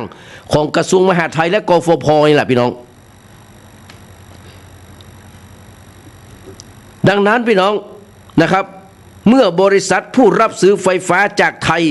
ได้นำไฟฟ้าไปขายให้แก๊งคอลเซ็นเตอร์ของกลุ่มจีนเทานะฮะทำให้คนไทยต้องตกเป็นเหยื่อแก๊งคอลเซ็นเตอร์กว่า 5.7 แสนราย570,000 รายรวมมูลค่าความเสียหายกว่า 6.5 หมื่นล้านบาทหรือประมาณ80 ล้านบาทต่อวันนะผมก็นี่บ่หันแต่บ่หูดูบ่หันหูก็บ่ได้ยินแต่ก็บ่ได้ดูหูก็บ่ได้ฟังกลายเป็นคนหูหนวกตาบอดแต่ทั้งนี้มันไม่ใช่หูมันหนวกมันใช่ตามันบอดแต่ใจมันหนวกใจมันบอดใจมันพิการถึงไอ้หนูตัวน่ะถึงไอ้กฟผ.นี่ตัวน่ะคือหูหนวกตาบอดเพราะมันเกิดจากใจของมันมโนปุพังเข้ามาทำมาพี่น้องเนี่ยที่ไปเลือกนายกมันมาเนี่ยโอ้เสียดายตังค์นะเสียดายน้ำมึกปากกาพี่น้อง พรรคนี้บอกควรจะได้อย่างสักอย่างเลยจากนี้ไปพรรคคอเซ็นเตอร์พรรคสนับสนุนคอเซ็นเตอร์นี่คือหลักฐานที่ยืนยันว่าการที่กฟผ.ขายไฟฟ้าให้เมียนมาก่อให้เกิดความเสียหายอย่างมโหฬารพี่น้องใครจะไปเป็นคนจัดการมันต้องมีคนจัดการครับอย่างน้อยก็เอาผู้ว่ากฟผ.ที่เข้าคอกโดยมาด้วยอนุทินโดนอภิปรายไม่ไว้วางใจเนี่ยพวกหูโดนแน่นอนแล้วก็เพื่อไทยไม่ต้องยกมือเอามันตกตะลงปุ้งไปเลยแสะใจไอ้พวกเนี้ยเป็นฝ่ายค้านในรัฐบาลทุกครั้งสันดานนั้นกฟผ.จำเป็นต้องแจ้งยกเลิกสัญญาขายไฟฟ้าให้กับเมียนมาเพื่อที่จะตัดวงจรบ่ให้แก๊ง call center ใจไฟฟ้าไทยมาทำร้ายคนไทยแห่มต่อไปพี่น้องมันกี่ปีกี่จากมาเนี่ยนะโอ้โหเป็นคนเรียกร้องมาตลอดเลยนะแต่มาเนี้ยพี่น้องอ้างกันพัดกันไปพัดกันมาไปมาหูนายกองอิงอดบ่ได้โดดลงมาตีนตั้งแน่เลยครับโอ้สุดสะใจดีแต่นะข้อสำคัญการที่กฟผ.อ้างว่าการขายไฟฟ้าให้เมียนมาเป็นมติครม.หากจะให้กฟผ.หยุดขายไฟฟ้าให้เมียนมาต้องมีมติครม.ใหม่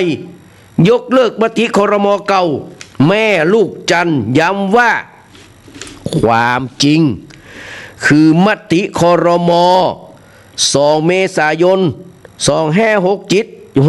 ครับยุคอดีตนายกเศรษฐาทวีสินได้สั่งการให้กระทรวงมหาดไทยและกฟผ.ระงับการให้บริการสาธารณูปโภคถึงไฟฟ้าน้ำประปาสัญญาณสื่อสารไปให้แก๊งอาชญากรรมข้ามชาติในประเทศเพื่อนบ้านติดกับชายแดนมติครม.เรื่องนี้มีผลบังคับใช้มาแล้วเกือบ1 ปีเหตุใดกฟผ.และอนุทินยังตีมึนบ่ยอมปฏิบัติตามมติครม.การปฏิบัติตามมติครม.น่าจะมีความผิดตามประมวลกฎหมายอาญาอย่างน้อย157พี่น้องต้องเล่นเห็นสักน้อยนะครับต้องเล่นเห็นสักน้อยแล้วครับสำหรับคนพวกนี้นะพี่น้อง56.6นะ15,000 ล้านบาทนี่วันละ10 ล้านบาทต่อวันเนี่ยครับเกิดจากการที่กฟผ.ขายไฟฟ้าต้องก็ขายชาติยิ่งกว่าขายชาตินี่เป็นสิ่งที่คนไทยบอกควรจะยอมภาคภูมิใจไทยแห่งต่อไปพี่น้องมาได้แล้ว นะฮะอันนี้ก็เป็นเรื่องของนะครับการที่ท่านนายกอุ๊งอิงนะครับแพทองทานได้สั่งการให้กฟผ.นะครับยกเลิกการขายไฟฟ้าให้กับเมียนมาที่เอาไปใช้ให้กับกลุ่มทุนสีเทาพี่น้องมันก็โป๊ะออกมาแล้วว่านายกเศรษฐาเปิ้นมีมติครม.ออกมาแล้วเป็นปีแล้วนะกฟผ.กึ่งอนุทินตีมืนพี่น้องตีมืนนะแสดงว่ามีส่วนได้ส่วนเสียกับแก๊งคอเซ็นเตอร์คิงจะมาอธิบายจะได้คิงมาอธิบายเลยไอ้หนูนะคิงจะมาอธิบายได้คิงอธิบายมาถึงไอ้ผู้ว่ากฟผ.ตัวนะครับถ้าอธิบายมาได้ครับเอาอวัยวะส่วนต่ำที่สุดของร่างกายไปกินแตงกันแล้วกันนะครับมาดูโลกกว้างทางแคบสำหรับอูเครนหรือว่ายูเครนพี่น้องวันนี้นิติการรุนนะครับนิติการรุนมุ่งตุจิราไรหรือว่าดร.ยานกรที่เป็นตำรวจนี่นะนิติภูมินวรัตน์นี่แหละพี่น้อง นิติภูมินวรัตน์หรือว่าลูกบ่าวของนิติภูมินี่นะครับเปิ้นเขียนเอาไว้ว่าวาระประธานาธิบดียูเครนนะคือ5 ปีนะครับเซเลนสกี้นะครับเป็นประธานาธิบดียูเครนมาตั้งแต่20 พฤษภาคม 2019หมดวาระเมื่อ20 พฤษภาคม 2024ที่ผ่านมานี่นะไม่กะ2024ที่ผ่านมาแล้วเนาะ อันนี้มันสาวแห่อะไรเนี่ยเนาะแต่ที่ยังดื้อบ่ให้มีการเลือกตั้งเพราะมีอดีตประธานาธิบดีไบเดนของสหรัฐช่วยไว้โดยอ้างว่ามีสงครามและผ่อนปรนให้ประกาศกฎอัยการศึกมาจนถึงบัดเดียวเนี้ยหลังจากที่ไบเดนลงจากตำแหน่งมีเจ้าหน้าที่ระดับสูงของสหรัฐพูดว่าพวกตัวเก่าเนี่ยเคยคุยประเด็นเรื่องการเลือกตั้งกับทำเนียบประธานาธิบดีเคยยูเครนมา2 ปีละ2 เทื่อละเมื่อปี 2023 และ 2024 ฝ่ายสหรัฐเน้นกับยูเครนว่าการเลือกตั้งเป็นสิ่งสำคัญเพื่อแสดงออกถึงการยึดถือในบรรทัดฐานของประชาธิปไตยที่เป็นสากลที่เป็นฐานสากลพวกเซเลนสกี้บอกกับเจ้าหน้าที่ของสหรัฐในสมัยไบเดนว่าถ้าเลือกตั้งก็จะเกิดความแตกแยกเพราะรัสเซียอาจจะเข้ามาก่ออิทธิพลในการเลือกตั้งยูเครนตอนนั้นไบเดนยอมเพราะตนเป็นคนสนับสนุนนะครับเซเลนสกี้ในสงครามกับรัสเซียบักกี่วันที่ผ่านมาพี่น้องมีรายงานจากรอยเตอร์ว่าคิดเคสล็อกนะครับทูตพิเศษของทรัมป์อู้ถึงการเลือกตั้งยูเครนว่าชาติประชาธิปไตยทั้งหมดล้วนมีการเลือกตั้งเป็นสิ่งสำคัญที่พวกเขาหรือว่ายูเครนนี่นะจะต้องทำแบบนั้นจะต้องเลือกตั้งเช่นกันนะครับทุกครั้งที่มีคนมาแนะนำให้ยูเครนจัดการเลือกตั้งประธานาธิบดีก็จะโดนเซเลนสกี้และพวกด่าเดิมเซเลนสกี้ก็มาจัดการเลือกตั้งเพราะไบเดนหนุนหลังตอนนี้ลูกพี่ตกกระป๋องไปแล้วทันทีที่ทรัมป์และที่ปรึกษาอู้ถึงการเลือกตั้งประธานาธิบดียูเครนเซเลนสกี้ก็ทำแต่ปริบรู้ชะตากรรมของตัวเก่าว่าถ้ามายอมมีการเลือกตั้งประธานาธิบดียูเครนควรจะนะครับจะเคลียร์ตัวเนี้ยออกจากตำแหน่งแน่ๆ3 กุมภาพันธ์แต่ว่าวันศุกร์นี้นะครับพี่น้องทรัมป์ได้เสนอได้สัมภาษณ์กับผู้สื่อข่าวว่าข้าพเจ้าต้องการให้ยูเครนส่งแร่เอิร์ธแร่เอิร์ธนี่นะครับในมูลค่าเท่ากับเงินที่สหรัฐเคยให้ไป$300,000 ล้านสหรัฐคือประมาณ 10.15 ล้านบาทนะพี่น้องวัดเต้านักเลยงบประมาณไทยเลยนะฮะตอนที่นะครับดุลหลังเซเลนสกี้คือปล่อยไปล่อกับรัสเซียพี่น้องไบเดนบอกเซเลนสกี้ว่าไอ้หนูยิงก็สู้ไปเตอะลบไปเตอะสหรัฐจะช่วยแต่ความเข้าใจของเซเลนสกี้ไอเด็กน้อยตลกคนนั้นก็คือสหรัฐขอให้ตัวเก่านั้นลบกับรัสเซียแทนสหรัฐเพื่อหยุดยั้งความเจริญของรัสเซียและเซเลนสกี้เข้าใจมาตลอดว่าตัวเองเป็นฮีโร่และเป็นผู้ที่มีนะครับพยามหาบุญคุณต่อสหรัฐไอเด็กน้อยเฮ้ยเองเคยเล่นแต่ละครตลกบ่เคยอ่านประวัติศาสตร์หรือการเมืองระหว่างประเทศคิงบ่ฮู้หรอกว่าก่อนหน้านี้มีหลายประเทศโดนแบบเองรัฐบาลนะครับลบแทนสหรัฐภายหลังก็โดนสหรัฐเรียกห้องหื้อใจชำระหนี้บ่มีเงินก็เข้ามาไถน้ำมันและทรัพยากรธรรมชาติที่เจอกันอยู่ในตอนนี้ก็คือมึงเนี่ยกำลังถูกไร่จะถูกไถแร่ที่หายากแ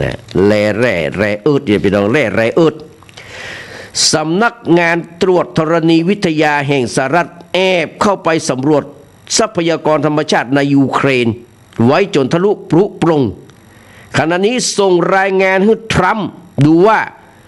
ยูเครนมีแร่สำคัญ50 ชนิดมีหลายชนิดที่เป็นองค์ประกอบของแร่เอิร์ธยูเครนมีแร่ยูเรเนียมริเทียมและไทเทเนียมอยู่เป็นจำนวนมากมายมหาศาลบานเบอะแม้บัติด1 ใน 5ของโลกแต่ก็นักพอที่จะใจนี่สหรัฐได้พี่น้องก็เรียกว่าคือฟรีเนาะเอามาเอาแร่เปิ้นมาแล้วเว้ย ประเทศที่มีแร่เอิร์ธนักที่สุดในโลกก็คือจีนพี่น้องในคศ2024คือปีที่แล้วเนี่ยจีนผลิตแร่เอิร์ธได้ 1.4 แสนเมตริกตันคิดเป็นสัดส่วนร้อยละ61ของการผลิตทั่วโลกที่โตยมาก็คือสหรัฐผลิตได้ 3.8 หมื่นนะครับเมตริกตันนะครับ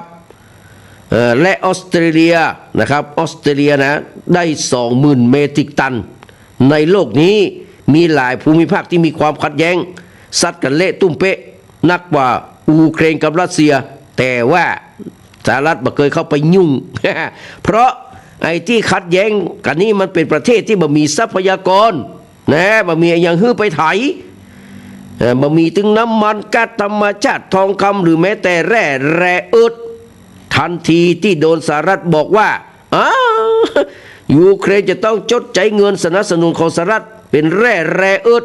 ในมูลค่า300,000 ล้านดอลลาร์สหรัฐ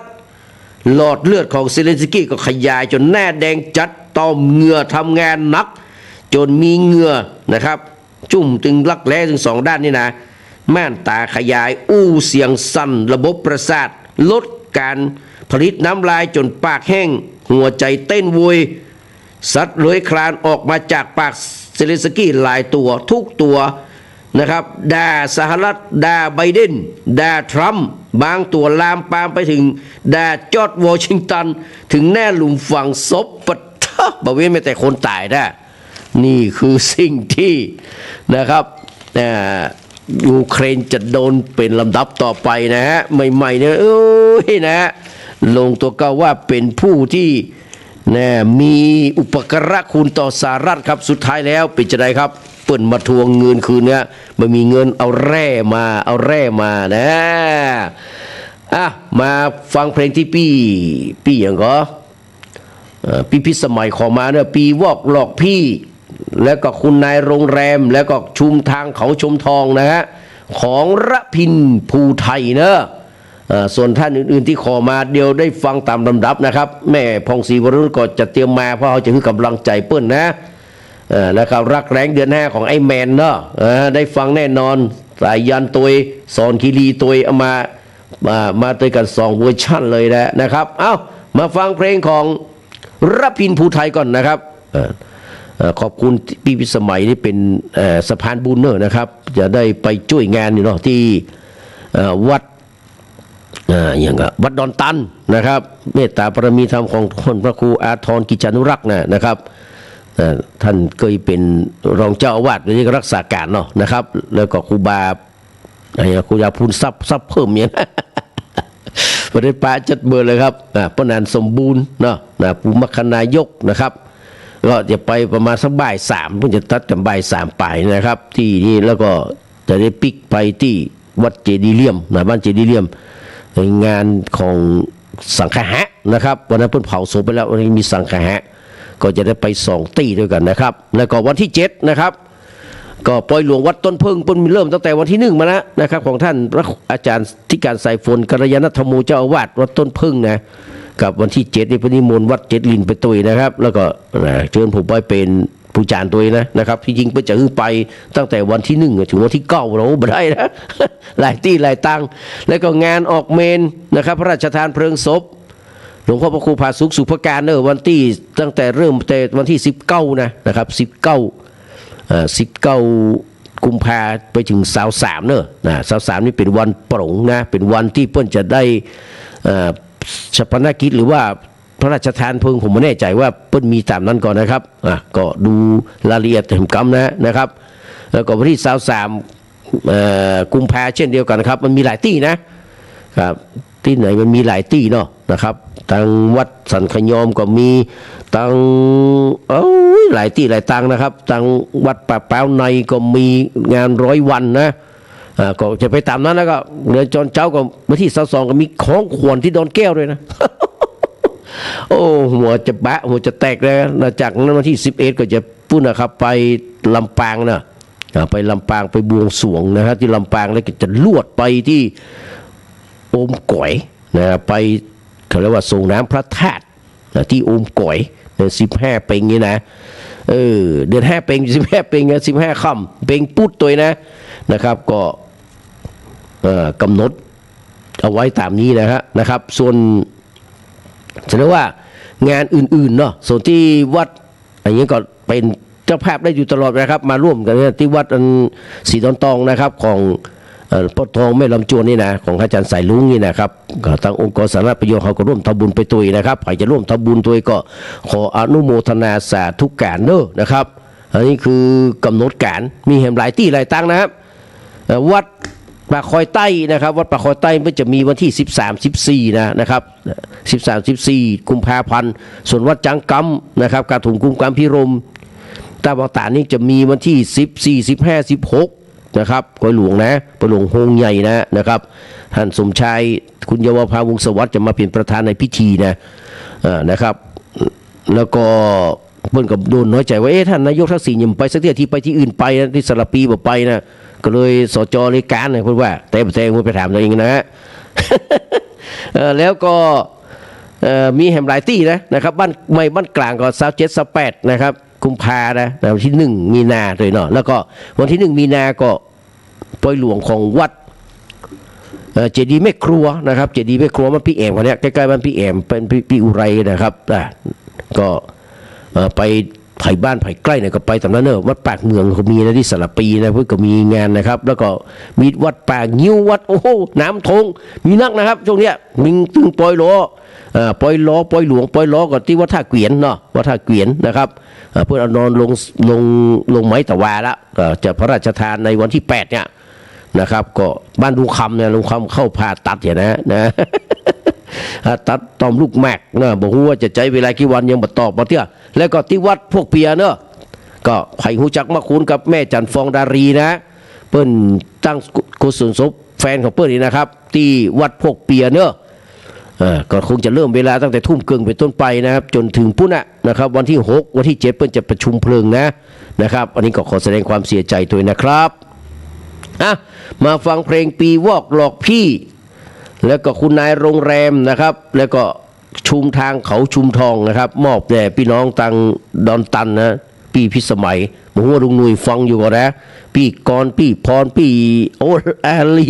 โอ้หลายคนนะครับเพิ่นฟังเมื่อคืนเนี่ยครับลุงหนุ่ยเนาะลุงหนุ่ยฟังอยู่ก็นะครับสามเณรอารักษ์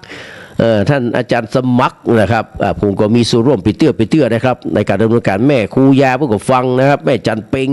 ที่ขายหวยที่ปอพันเจ็บก็ฟังนะหลายคนหลายท่านฟังแต่ว่าไม่ได้โทรไปเพื่อนว่านะฮะก็มีเวลาก็ฟังครับผมมีเวลาผมก็จะเข้า